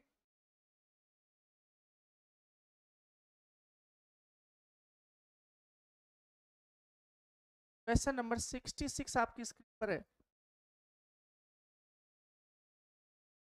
What does deep browed Homer का मीन क्या पूछा है, it means that. Question number 66 की बात करें, ऑप्शन नंबर 2 आप लोगों का आंसर हो जाएगा, Homer is profound and difficult understanding, ये आपका आंसर हो जाएगा। Question number 67, what idea is expressed in the first 4 lines of the poem. पहली 4 लाइन्स हैं, उसमें राइटर क्या बताना चाह रहा है, the poet had deeply, the poet had deeply red literature, specially बात करें हम लोग, पोइट्री बहुत गहराई से उसने पढ़ ली है। नेक्स्ट क्वेश्चन, नेक्स्ट पूछ लिया आपसे भाई 68 में लिटरेरी डिवाइस पूछी है जो 9 to 12 के बीच में आई है। अब 9 to 12 की अगर मैं बात करूं आपसे, तो हम लोग बात कर सकते हैं यहाँ पर भाई, ये दे रखा है इसकी 12th लाइन, लाइक दे रखा है, और अगर लाइक आ रहा है तो हमारे कोई भी, तो वहां पर हम लोग सिमिली का यूज करते हैं। किसका यूज करेंगे वहां पर भाई, सिमिली। यहाँ पर फिगर ऑफ स्पीच कौन सा हो गया आपका भाई, सिमिली। सिमिली का यहाँ पर यूज हुआ है। Next question, which one of the following writers does not belong to the renaissance period पूछ लिया है, John Ben Jonson, Christopher Marlowe, Samuel Johnson और विलियम शेक्सपियर। ये एक क्वेश्चन पूछा है, तो आपका सैमुअल जॉनसन जो है ये न्यो क्लासिकल एज से रिलेटेड है भाई, न्यो क्लासिकल एज से रिलेटेड है ये। बाकी सारे के सारे आप लोगों के रेनेसा पीरियड से रिलेटेड है, ये भी रेनेसा से है, ये भी रेनेसा से, और विलियम शेक्सपियर भी रेनेसा से रिलेटेड।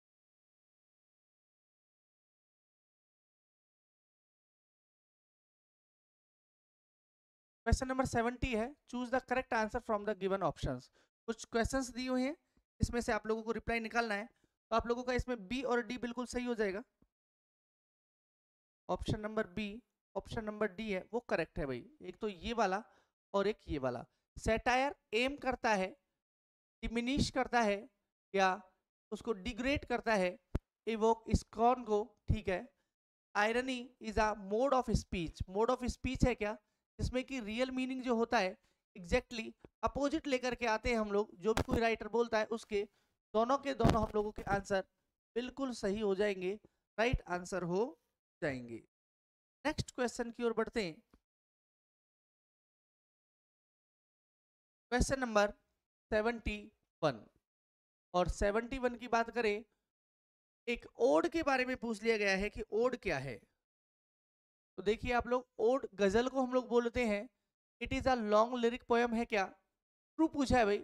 सही बात कौन सी है? क्वेश्चन नंबर 71 की तो हम लोग बात कर सकते हैं कौन सी बात सही है, तो हम लोग देख लेते हैं भाई। एक लॉन्ग लिरिकल पोयम होती है क्या? बिल्कुल सही है। सीरियस मैटर पे होती है क्या गजल? बिल्कुल सीरियस मैटर पर होती है भाई, बिल्कुल सही है। 14 लाइंस की होती है क्या? दैट इज नॉट कंफर्म, ये बिल्कुल क्लियर नहीं है। 14 की भी हो सकती है, 16 की भी हो सकती है। इसके अंदर ऑक्टेव और सेस्टेट होते हैं कि नहीं? ये दोनों क्वालिटीज जो हैं ये सोनेट की है भाई। सोनेट के अंदर होता है 14 लाइंस, और लाइनें जो होती हैं वो ऑक्टेव में और सेस्टेट में डिवाइडेड होती हैं। पढ़ाया भी है आपको पहले कि एक पार्ट होता है ऑक्टेव, एक पार्ट होता है सेस्टेट। ऑक्टेव की बात करें 8 लाइन होंगी, सेस्टेट की बात करें तो 6 लाइन होंगी। पहले भी बताया है आपको राइम स्कीम, अब्बा अब्बा चढ़े चढ़े, A B B A. Rhyme scheme भी बताई थी आपको भाई, ए बी ए, अब्बा अब्बा सी डी ई और सी डी ई। ये राइम स्कीम होती है हम लोगों की कोई भी सोनेट की। तो बिल्कुल ध्यान रखें हम लोग, ये इसका आंसर जो होगा ए और बी हो जाएगा। क्वेश्चन नंबर 72 पर आते हैं।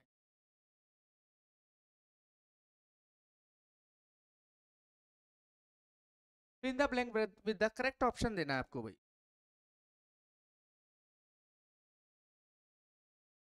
The sinister, the rotsk and the claustrophic atmosphere are characteristics of Gothic के हैं, प्री रैफेलिक के हैं, पोस्ट मॉडर्न के हैं, या विक्टोरियन एज के हैं? तो इसका जो आंसर होगा वो गॉथिक टाइम पीरियड हो जाएगा भाई। क्या हो जाएगा? Gothic. Second, a sheaf gleaned in French fields. Toru Dutt की एक पोयम है भाई ये। एक कहाँ से लिया गया है उसको? एक नोवेल है क्या जो फ्रेंच में है? एक अनफिनिश्ड, एक बात करें एक ऐसी पब्लिश है उसकी जो पोस्टमेसली उसको छपी, मृत्यु के बाद छपी। क्रिटिकल ऐसे है क्या? लेकॉन दे लीजल और हेनरी डेरोजियो। एक कलेक्शन है क्या translation of the French poet? What will be the answer of question number 73? तो इसका ऑप्शन जो नंबर 4 होगा that will be your right answer. In the blank with the correct option लेकर के आना है आपको कि the town which is the primary set of the God of small things. ये अरुंधति रॉय की एक राइटिंग्स है, उसके लिए पूछा गया है क्या ये केरला की है, क्या ये कलकत्ता की है, या बात करें हम लोग तो ये कोचीन की है, या एमनिमियन की है? तो इसका आंसर जो होगा नंबर 1 राइट हो जाएगा। केरला की यहाँ पर बात की जा रही है अरुंधति रॉय के माध्यम से। Next question.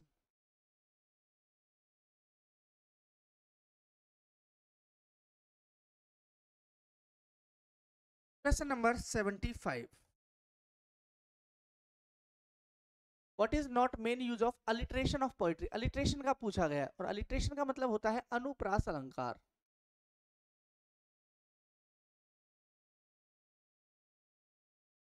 अनुप्रास मतलब कि कोई भी लेटर वगैरह जो होते हैं उसकी पुनरावृत्ति होती है, रेपिटेशन होता है, तो उसका पूछा है उसका यूज क्या नहीं है? टू प्रोवाइड टोन कलर, बिल्कुल। To create special stylish effect such as to reinforce meaning, बिल्कुल सही है। इसका यूज पोयम को शॉर्टन करने के काम आता है क्या?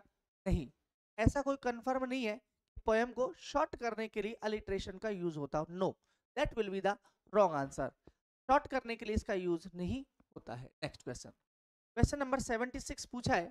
क्वेश्चन नंबर 76, और 76 की बात करें हम लोग तो पूछा गया है यहाँ पर भाई बैलार्ड से रिलेटेड पूछा गया है। Which one of the following work was written as poetic manifesto of the emergence of romanticism? Biographia, Literaria, Hyperion, या बात करें Defence of Poetry? Option number 4 आपका इसका सही हो जाएगा, preface to the Lyrical Ballads. Okay, next.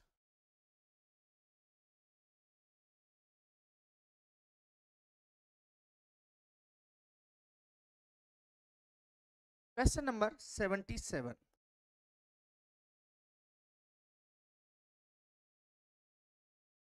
और 77 का ऑप्शन नंबर सेकंड आप लोगों का बिल्कुल सही हो जाएगा। क्वेश्चन नंबर 78 पर हम लोग आते हैं और which of the following involve the situation in a play which the audience and the author knew something of which is character of the ignorant। ignorant की बात करें, यहाँ पर बात की गई है भाई ड्रामेटिक आयरनी की बात की गई। What causes राजू's downfall? राजू, ये गाइड से पूछा गया है भाई, आर के नारायणन का गाइड से, कि उसके डाउनफॉल का क्या कारण हो? क्या पॉलिटिकल बिट्रेयल हुआ उसके साथ में? नहीं। क्या obsess with his fame? नहीं। क्या एडिक्शन गैम्बलिंग की लग गई थी क्या उसको भाई, जुआ खेलता था क्या? नहीं।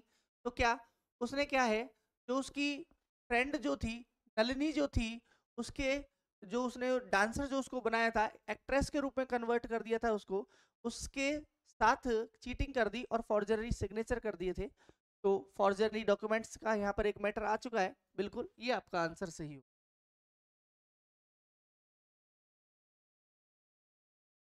Question number 80,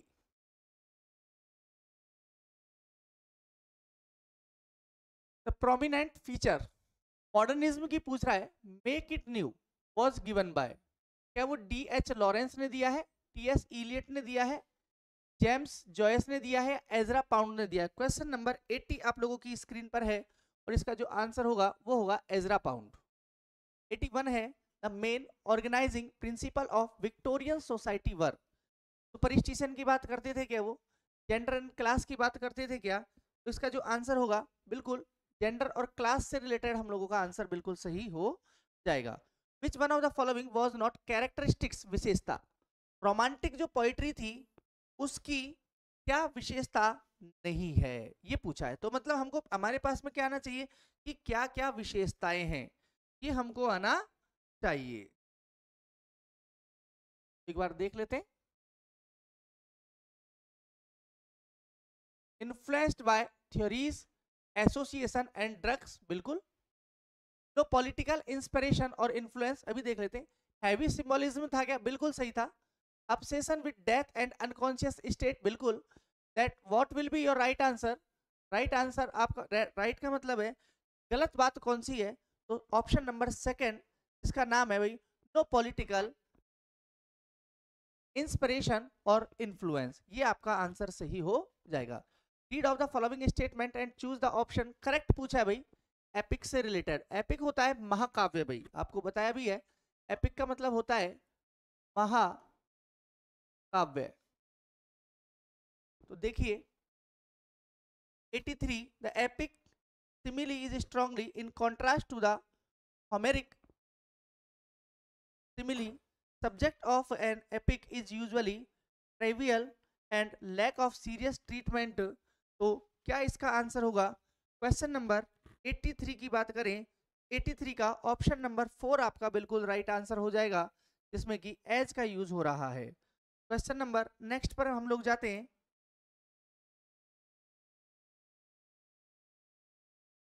84, choose the correct answer from given options to the following question।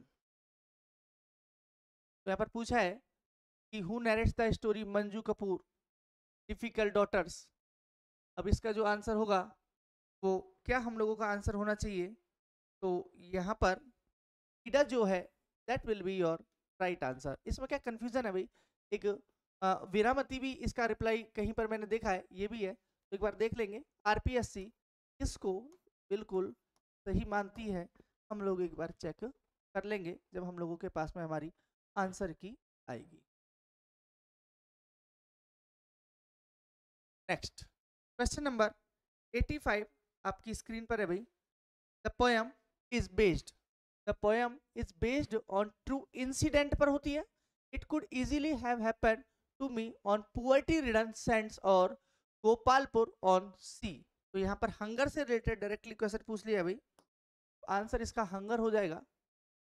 86, choose the correct option regarding Jejuri. बिल्कुल जेजुरी से रिलेटेड एक क्वेश्चन 100% आना था भाई।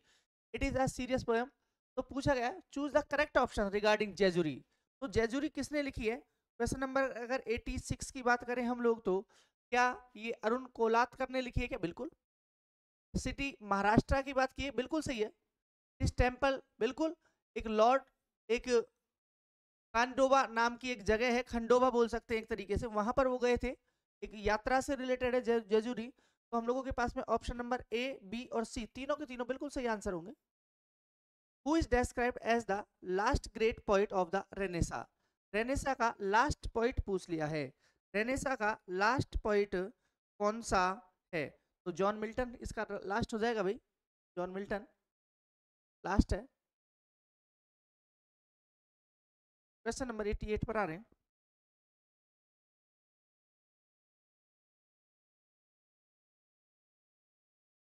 Which of the following novels Amitabh Ghosh does not form a part of his Ibis trilogy से related पूछा। Trilogy से related जरूर एक क्वेश्चन आना था, मुझे बिल्कुल इस बात का कंफर्म पता था, इससे रिलेटेड एक क्वेश्चन आएगा।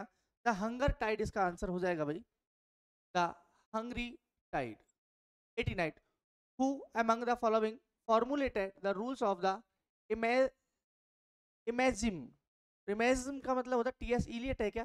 क्वेश्चन नंबर 89 की अगर हम लोग बात करें तो इसका जो आंसर होगा वो एजरा पाउंड, दोबारा से यहाँ पर ये इसका रिप्लाई हो जाएगा। 90 विच one of the following is not a characteristic of the metaphysical poem? का क्या नहीं है? तो एक्सेसिव इमोशनली, फार फेस्ट इमेज होती है क्या? बिल्कुल होती है। Delight in noble thought and expressions, बिल्कुल। ऑफ सिक्योरिटी एंड लर्निंग इसके अंदर होगा क्या? बिल्कुल होगा। लेकिन ऑप्शन नंबर एक जो है ये इसका रिप्लाई, इसका ये रॉन्ग आंसर हो जाएगा। 91 की बात करें हम लोग तो आप लोगों से पूछ लिया गया है, invention, nature's child, flat, stepdame, studies, flows. तो यहाँ पर पर्सोनिफिकेशन की बात कर रही है डायरेक्टली, और ये आंसर हो।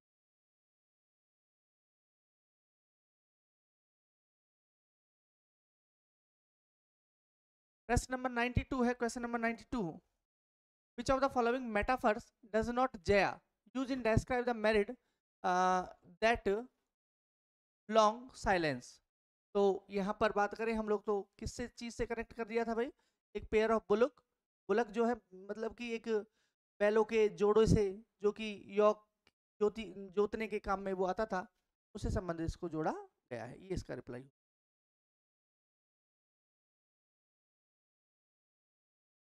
Why does the speaker say? क्या बोला स्पीकर ने? My mind is an old play house with all its lights put out. The old play house by Kamala Das ने लिखा इसको। इसमें से आपको सेलेक्ट करना है। क्वेश्चन नंबर 93 की बात हम लोग करें तो इसका आंसर ऑप्शन नंबर ए हो जाएगा, to convey her loss freedom before husbands. एक पैट्रिकल बिहेवियर की बात करें, ऑप्शन नंबर फर्स्ट सही हो जाएगा क्वेश्चन नंबर 93 के अंदर। 94 पर जा रहे हैं हम लोग।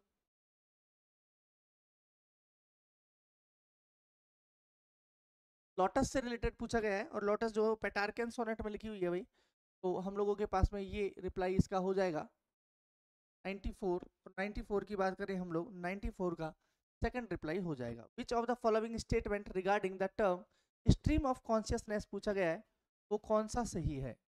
तो हम लोगों के पास में option A, term is apply to more the narration depicting flow the character's mental process को दिखाता है कि क्वेश्चन नंबर 95 की बात करें हम लोग तो ए और सी बिल्कुल इसका राइट आंसर हो जाएगा।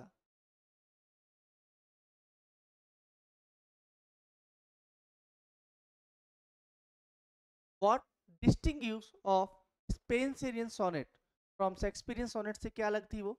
तो देखिए क्या क्या अलग थी, तो देख सकते हो आप लोग। इसमें क्या 16 लाइन थी क्या 14 की बजाय? नहीं। It volta? नहीं। तो ये इंटरलॉकिंग राइम थी इसके अंदर भाई, A B, A B, B C, B C, C D, E E, इस तरीके से ये इसके अंदर डिस्टिंग्विश मतलब डिफरेंशिएट। 97 पर आते हैं हम लोग।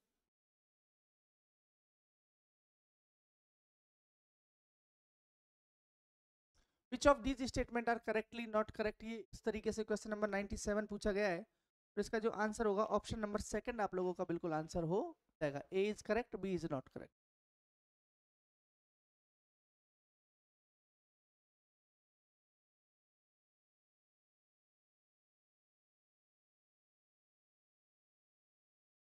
98 क्वेश्चन है।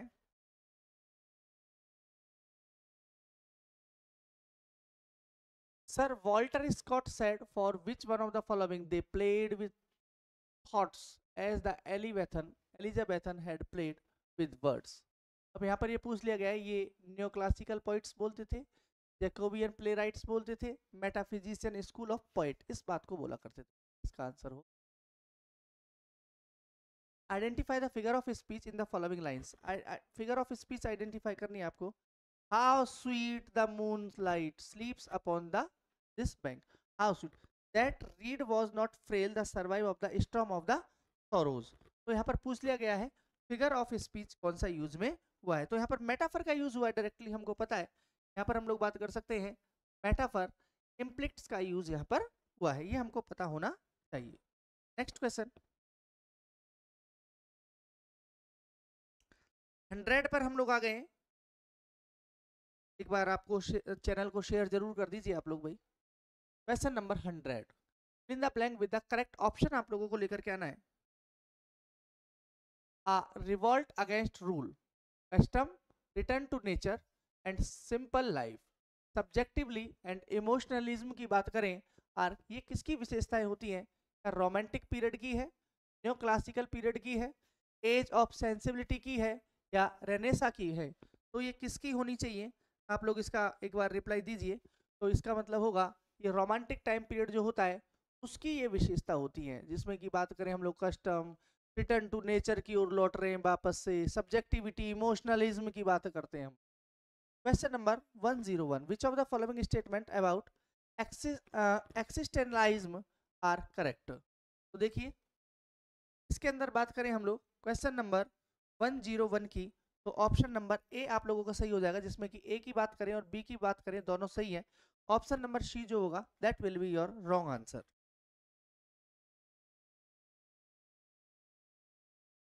क्वेश्चन नंबर 102, एलईजी से रिलेटेड क्वेश्चन आया है। विच रोमानिज्म, बात करें हम लोग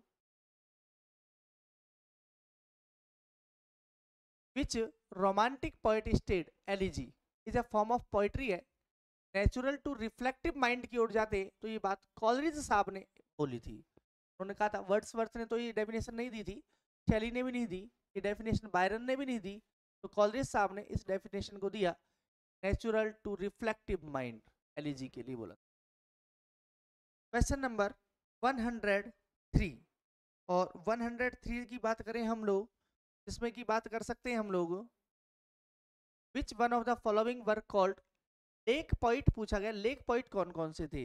तो कॉलरिज साहब थे, ये सदर्ली और वर्ड्सवर्थ, ये क्या थे? ये इस तरीके से हम लोग बात करें लेक पॉइंट के रूप में इनको जाना जाता था। क्वेश्चन नंबर 104 की बात करें तो सरोजिनी नायडू से रिलेटेड क्वेश्चन आया। Sarojini Naidu's poetry is best described as, कैसे? ये लिरिकल विद इंडियन थीम थी क्या, रियलिस्टिक और सैटारिकल बात करती थी, या बात करें हम लोग सिंबॉलिक बात करती थी, या बात करें हम लोग ड्रामेटिक ये बात किया करती थी? तो बिल्कुल ये इंडियन थीम लेकर के आती थी, और इंडियन मातृभूमि से रिलेटेड इनकी पोयम थी, और लिरिकल फॉर्म में आया करती थी। तो फर्स्ट वाला ऑप्शन आप लोगों का जो होगा that will be your right answer. Question number 104 का option number 4 lyrical with Indian theme, ये आपका आंसर सही होगा। क्वेश्चन नंबर 105,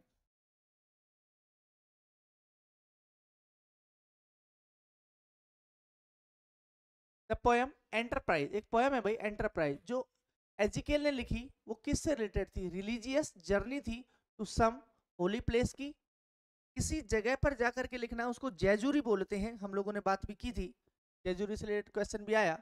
तो ये क्या है? एक जर्नी है, symbolise life journey, exploring theme of the disillusionment से रिलेटेड है। मिल्टन साहब से रिलेटेड क्वेश्चन आ गया है, मिल्टन डिस्क्राइब लिसिडास पूछा गया है उन्होंने, और ये लिसिडास है क्या वास्तव में? एलिजी है, पता होना चाहिए।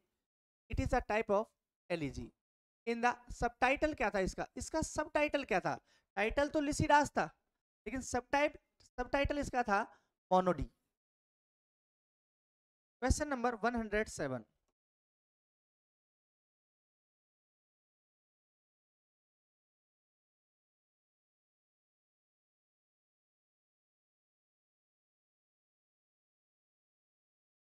Identify the figure of speech use in the following.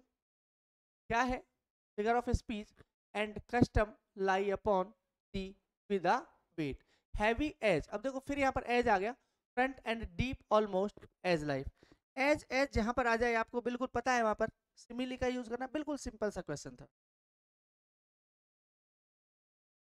पर सिमिली दिया हुआ है option, option number second. The word the Jacobean tragedy क्या है? क्वेश्चन नंबर 108 क्या पूछा गया है यहाँ पर भाई? तो इसमें बात करें जैकोबियन ट्रेजिडी क्या है? एक dark word of corruption and preservation, ये वर्ड यहाँ पर बिल्कुल राइट आंसर हो जाए। Question number 109 fill in the blank with the correct option. Question number 109 आपकी स्क्रीन पर आ चुका है और इसका रिप्लाई क्या होना चाहिए तो देखते हैं। Realism was opposed to, realism मतलब रियलिटी, किस चीज के बिल्कुल अपोज्ड थी? तो वो रोमांटिसिज्म के बिल्कुल अपोजिट में आई थी रियलिज्म, जिसको हम लोग बोलते हैं। रोमांटिसिज्म अलग है, उसका बिल्कुल अपोजिट बात करें हम लोग तो बात कर सकते हैं रियलिज्म। Question number 109। 110 की ओर चलते हैं।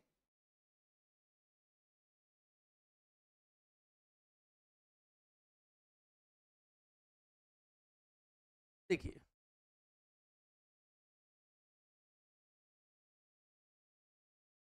fill in the blank with the correct option।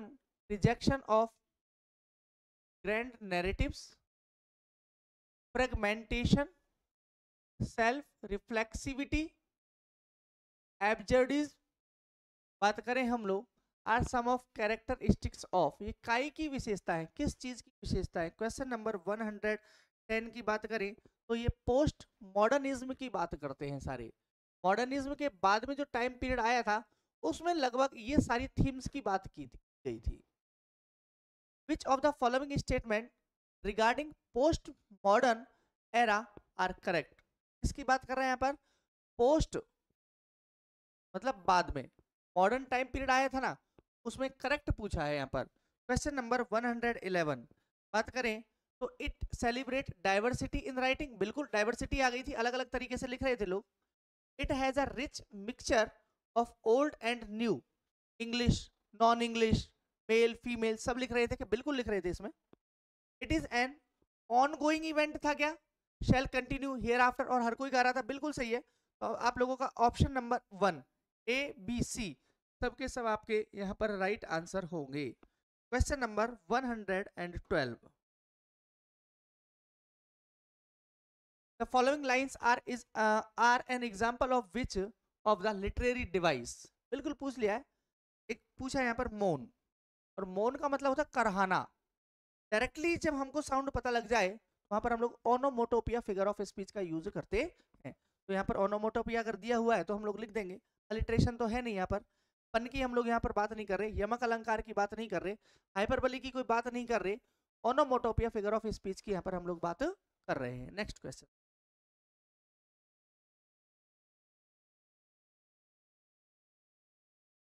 Match करना है आपको फॉलोइंग वर्क, पोइट्री टैगोर की दी हुई है और उनके कुछ नाम है, अपन को मैच करने हैं। क्वेश्चन नंबर 130 मानसी, सोनार तारी, हेया और Gitanjali. Song offering, the mind's creation, the golden boat और फेरी अक्रॉस। तो क्या इसका आंसर होगा?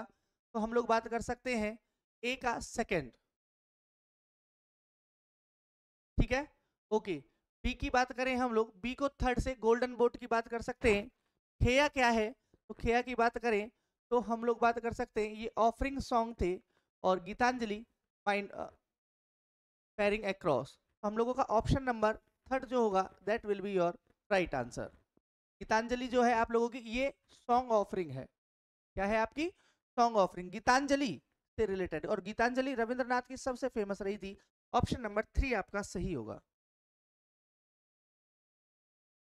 क्वेश्चन नंबर 114 114 की बात करें हम लोग, option number 3 which of the following statement regarding pre Raphaelite poetry are correct? तो कौन सी बात करें हम लोग? Influence of pre Raphaelite school was stronger on visual arts than on writing, बिल्कुल सही है। नेचर ऑफ प्री फैब्रिक जो थी is different from romantics, they are over overtly more sensuous and symbolic थी क्या? बिल्कुल। प्री फैल्विक जो थी writings did not have enduring, नहीं, that will be the wrong answer. Third वाला जो आंसर होगा वो गलत होगा, ए और बी दोनों सही है। क्वेश्चन नंबर 115, 115 की हम लोग बात कर रहे हैं। तो बात करें तो एक फ्रेंच सिंबॉलिक पोइट है जो किस बात पर बिलीव करते हैं, तो वो किस किस फॉर्म में लिखते हैं अपनी पोएम को? तो वो अपनी पोएम को लिखते हैं भाई ब्लैंक वर्स में।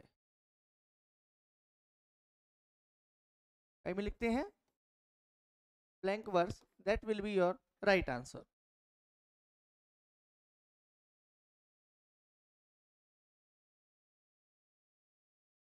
क्वेश्चन नंबर 116, 116 आपकी स्क्रीन पर है। विक्टोरियन कॉम्प्रोमाइजेशन से रिलेटेड पूछ लिया, विक्टोरियन एज से रिलेटेड क्वेश्चन आया।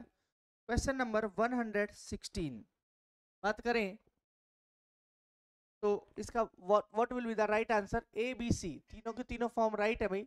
विक्टोरियन कॉम्प्रोमाइज इंग्लिश लिटरेचर में क्या था ये? तो आइडियल वर्सेस रियल, बिल्कुल। जुक्सटापोजिशन ऑफ बेनिफिट्स, इंडस्ट्रियलाइजेशन हो रहा था क्या? सोशल प्रॉब्लम्स बढ़ रही थी क्या? बिल्कुल। और ड्यूलिटी ऑफ स्टैंडर्ड, स्टैंडर्ड्स की ड्यूलिटी भी बढ़ रही थी क्या? बिल्कुल। Option number A B C तीनों के तीनों आपके राइट आंसर होंगे। क्वेश्चन नंबर 117, और 117 की बात करें तो हम लोग यहाँ पर बात कर सकते हैं फॉलोइंग स्टेटमेंट रियलिज्म से रिलेटेड पूछा गया है। तो आपका ऑप्शन नंबर ए गलत होगा, बी सही है और सी सही होगा। 118, 118 ये पूछ लिया है, थीम पूछ ली है किसकी? अनीता देसाई की। और क्राई द पीकॉक से रिलेटेड पूछ लिया गया है। क्या रिलीजियस पोयम है क्या वो? नहीं, धार्मिक नहीं है। सोशल इनजस्टिस की बात कर रही है क्या? नहीं। बात करें हम लोग कल्चरल डिसोलेशन की बात कर रही है कि नहीं? तो एक्सटेंशनल क्रिसाइज की बात यहाँ पर ये पोयम कर रही है। नेक्स्ट पर आते हैं हम लोग question number 119।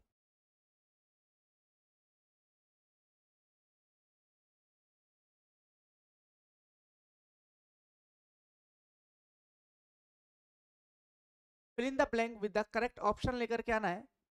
Respect for rules, intellectual quality, harking back to the traditionalism की ओर जा रहे हैं, और emergence to the heroic couplet में लिखी हुई पोयम होती है। ये किस पोयम की विशेषता होती है? तो ये न्यो क्लासिकल जो एज की पोइट्री जो आई थी उस समय की पोयमों की ये विशेषता रही है कि वो रिस्पेक्ट से रिलेटेड, इंटेलेक्चुअल क्वालिटी से related, harking back the traditions की ओर वापस जाना, उनसे रिलेटेड जो पोयम थी वो 100 बात करें विक्टोरियन पोइट्री की बात कर रहे।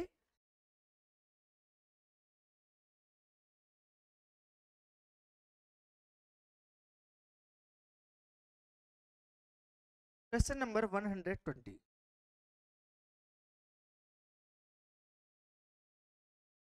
120 की बात करें हम लोग तो यहाँ पर बात की जा रही है read the following sentence to and choose correct answer from the options that follow. They became angry, they subject है, बिकेम वर्ब है, एक कॉम्प्लीमेंट है, बिल्कुल सही है। ही सब्जेक्ट है, इज वर्ब है, कॉम्प्लीमेंट है। तो दोनों का जो पैटर्न है वो है एस वी और सी, ठीक है, कॉम्प्लीमेंट। शी ब्रॉट वर्ब, पहले में तो है एस बी सी, ठीक है, एस बी सी है ए एंड बी का, बिल्कुल एस बी सी है। और दूसरा क्या पूछ रहा है? एस बी ओ है क्या? बिल्कुल, हम लोगों का ये आंसर सही है। एस बी सी या S P C both will be right, दोनों के दोनों राइट होंगे। एस बी सी बोल सकते हैं, एस पी सी बोल सकते हैं। Subject verb complement, subject predicator complement, S V O subject verb object, subject predicator object, सभी सही है।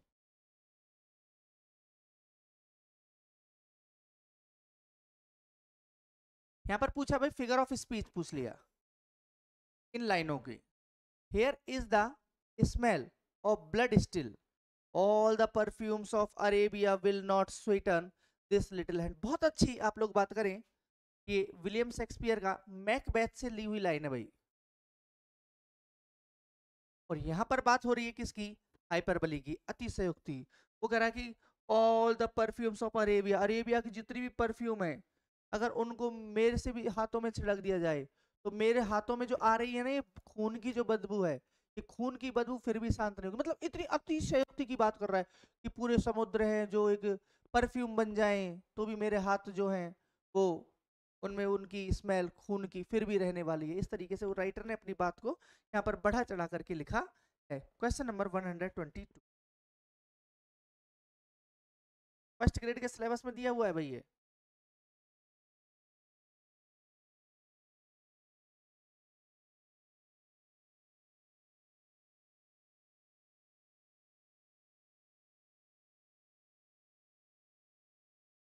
क्वेश्चन नंबर 122,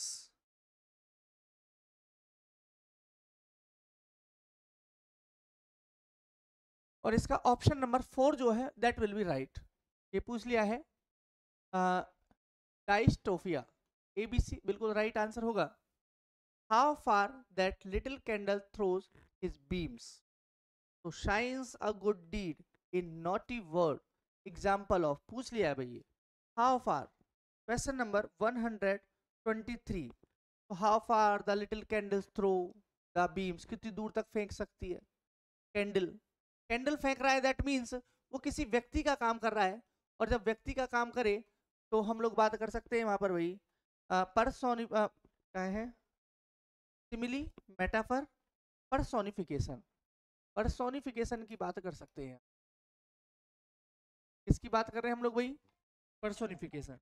पर्सोनिफिकेशन जो है फिगर ऑफ स्पीच का यहाँ पर यूज होगा। सेगमेंट मांगो, ठीक है। Question number 124, Ruskin bond autobiography का क्या नाम है भाई। क्वेश्चन नंबर 124, तो उसका नाम है भाई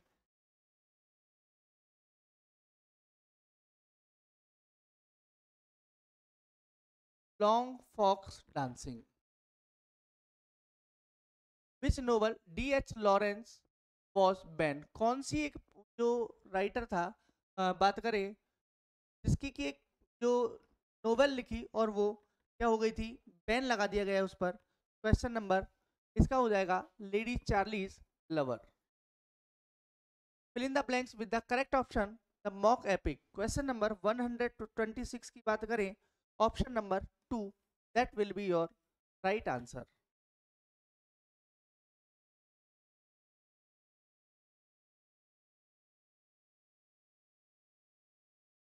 question number 127, 102 leaves and bird, option number 4 that will be your right answer. ये आपका राइट आंसर होगा, the exploration of tea plantation workers in India, ठीक है। क्वेश्चन नंबर 128, और 128 में ए बी सी तीनों के तीनों आंसर सही हो जाएंगे, A B.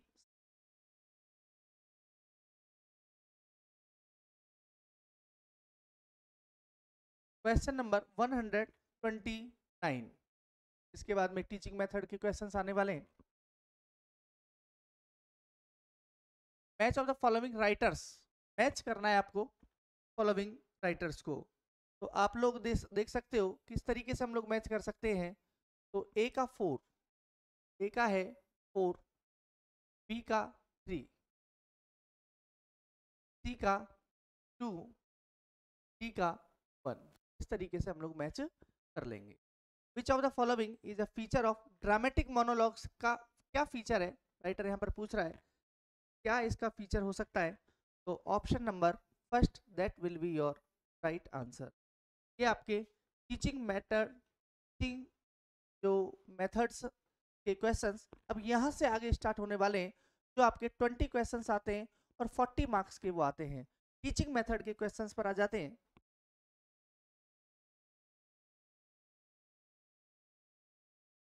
Teacher uses audio lingual method teach English in class, which of the following statement correctly describe learners his और हर क्लास। क्वेश्चन नंबर, इसका जो आंसर होगा that will B third answer, learners initiate interaction themselves. In the direct method पूछ रहा है grammar is taught inductively. Direct method में grammar को inductively पढ़ाया जाता है। इंडक्टिवली का मतलब होता है पहले एग्जाम्पल्स देन रूल्स दिए जाते हैं, यानी कि वो अननोन टू नॉन की तरफ उसको लेकर के जाया जाएगा। कहाँ से? अननोन से नॉन की ओर। यानी कि बात करें प्रैक्टिकल से हम लोग उसको थ्योरी की तरफ लेकर के जाएंगे। ये सारे इसके पर्टिकुलर्स हैं भाई, प्रैक्टिकल टू थ्योरी। बात करें हम लोग तो जनरल, बात करें हम लोग तो पर्टिकुलर टू जनरल जाते हैं हम लोग।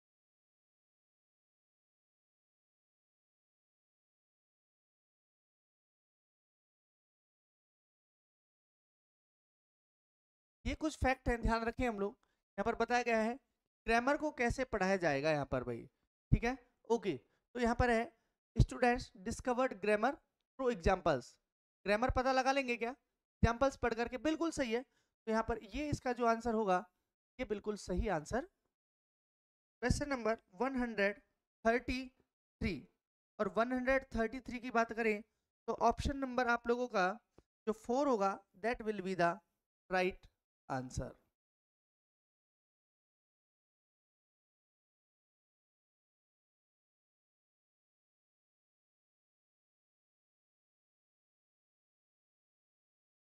एक 134 पर आते हैं, 134।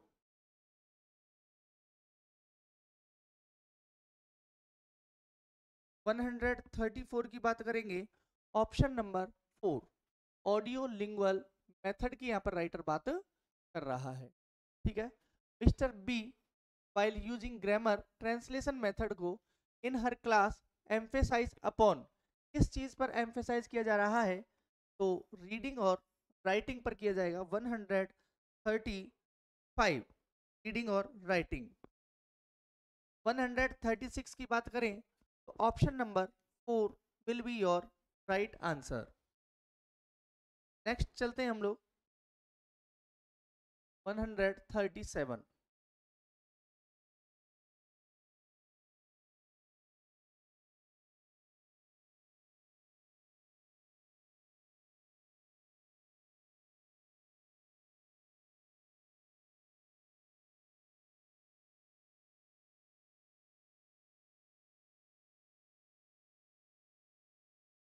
टीचर यूजिंग CLT से रिलेटेड क्वेश्चन आ गया है। CLT मेथड को करता है तो इंफॉर्मेशन में क्या होगा? गैप, चॉइस और फीडबैक तीनों आएंगे।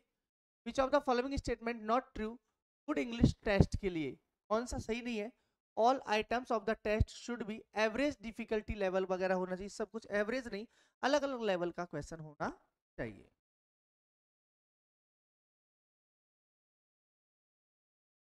Next question, which of the following is not criteria of selection of language item of the particular stage? तो यहाँ पर ऑप्शन आप लोगों का जो होगा that will be the novelty, ये आप लोगों का राइट आंसर हो जाएगा। Question number 140। 140 की बात करें हम लोग तो हम लोगों का जो आंसर नंबर 3 है that will be right answer. Introducing new content कैसे मीनिंगफुली बताया जाए। नेक्स्ट, ये सारे टीचिंग मेथड से रिलेटेड है भाई, यहाँ पर कोई ग्रामर के रूल्स नहीं है, डायरेक्टली आप लोगों को आंसर आने चाहिए। यहाँ पर क्वेश्चन नंबर 144, यहाँ पर बात करें हम लोग तो डैश यानी कि mistakes and errors should not worry, इससे कोई फर्क नहीं पड़ता, as the learner can correct themselves, क्योंकि लर्नर इनको बाद में सही कर लेगा, पहले सीखे तो सही वो बोलना। तो यहाँ पर हो जाएगा मिस्टेक और एरर्स। क्वेश्चन नंबर 142 और 142 की बात करें हम लोग तो यहाँ पर पूछा गया है GTM, ग्रामर ट्रांसलेशन मेथड। यहाँ पर ग्रामर को कैसे पढ़ाया जाता है, तो डिडक्टिवली पढ़ाया जाता है। इंडक्टिवली डायरेक्ट मेथड में पढ़ रहे थे, जहाँ पर हम लोग एग्जाम्पल टू रूल्स बात कर रहे थे, जबकि यहाँ पर रूल्स टू एग्जाम्पल बात करते। Next,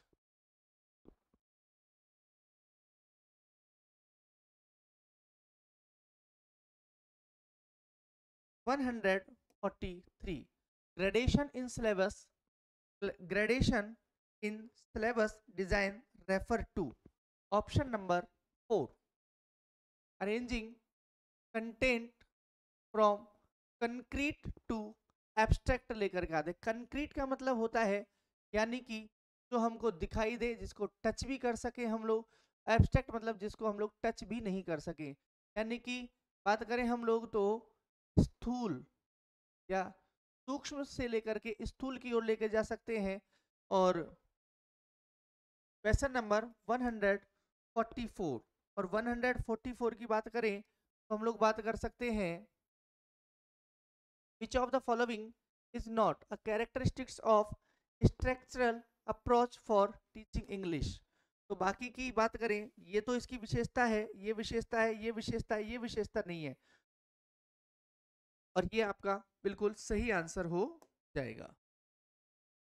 question number 145, formative assessment is ongoing support learning. क्या पर्पस होता है इसका भाई? हम लोग वो बात करें, एक तो समेटिव और एक बात करें हम लोग फॉर्मेटिव। दो तरीके के एग्जाम्स होते हैं, एक तो समेटिव होते हैं और एक होता है फॉर्मेटिव। तो क्या इसका यूज है, लोग बात कर सकते हैं, तो to guide instruction improve learning, ये इम्प्रूवमेंट के लिए है भाई। ये कौन से हम लोगों के फॉर्मेटिव फॉर्म होते हैं, बनते हैं। समेटिव तो फाइनलाइज होते हैं, ये यूनिट टेस्ट के जैसे होते हैं भाई। पिक्चर कंपोजिशन कई का एग्जाम्पल है, क्या रिफ्लेक्सिव राइटिंग का है, आर्गुमेंटेटिव राइटिंग का है, या गाइडेड राइटिंग का है? तो गाइडेड राइटिंग का ये एक ऑप्शन होता है। Next question, question number 147, a few activities, कुछ एक्टिविटीज वगैरह से रिलेटेड क्वेश्चन है। तो हम लोग बात करें, ऑप्शन नंबर बी इसका राइट आंसर होगा। लेकिन यहाँ पर 3 क्वेश्चंस दिए हुए हैं, ए का फर्स्ट है भाई, बी का सेकंड है, सी का भी सेकंड है देखो, और डी का थर्ड है। तो किस तरीके से ऑप्शन दिए हुए हैं? Revision of previous day's work, pre reading stage, explanation of unfamiliar references, reading stage है, इसी को मॉडल रीडिंग भी बोल रहे हैं भाई, लैंग्वेज एक्सरसाइज, ये पोस्ट रीडिंग स्टेज। 3 स्टेज बताई गई है, प्री रीडिंग, रीडिंग और पोस्ट रीडिंग, 3 स्टेजों की बात बताई गई है, किस तरीके से है देखिए। Question number 148,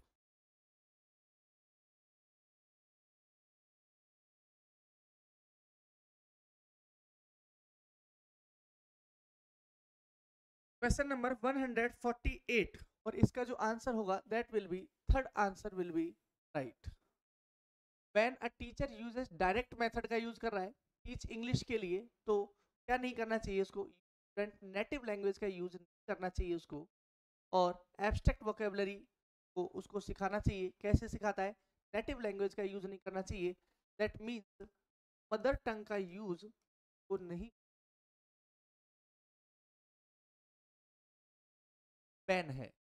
question number C, communicative competence include different skill in teaching language, which of following is not true of them? Question number 149, structural competence, which of the following statement not true about the teacher using CLT in class? CLT से related पूछा गया है, तो option number first जो होगा इसका बिल्कुल right answer होगा। तो ये आप लोगों का जो सेकंड ग्रेड के अकॉर्डिंग जो क्वेश्चंस जो सॉल्व हो सकते थे वो मैंने सॉल्व किए हैं, सारे सॉल्व किए हैं। लेकिन फाइनलाइज हम जो बात करेंगे वो करेंगे आरपीएससी की जो आंसर की आने वाली है। डियर स्टूडेंट्स, आप लोगों ने इस वीडियो लेक्चर को देखा, आंसर को देखा। Thanks for watching the video lecture dear students.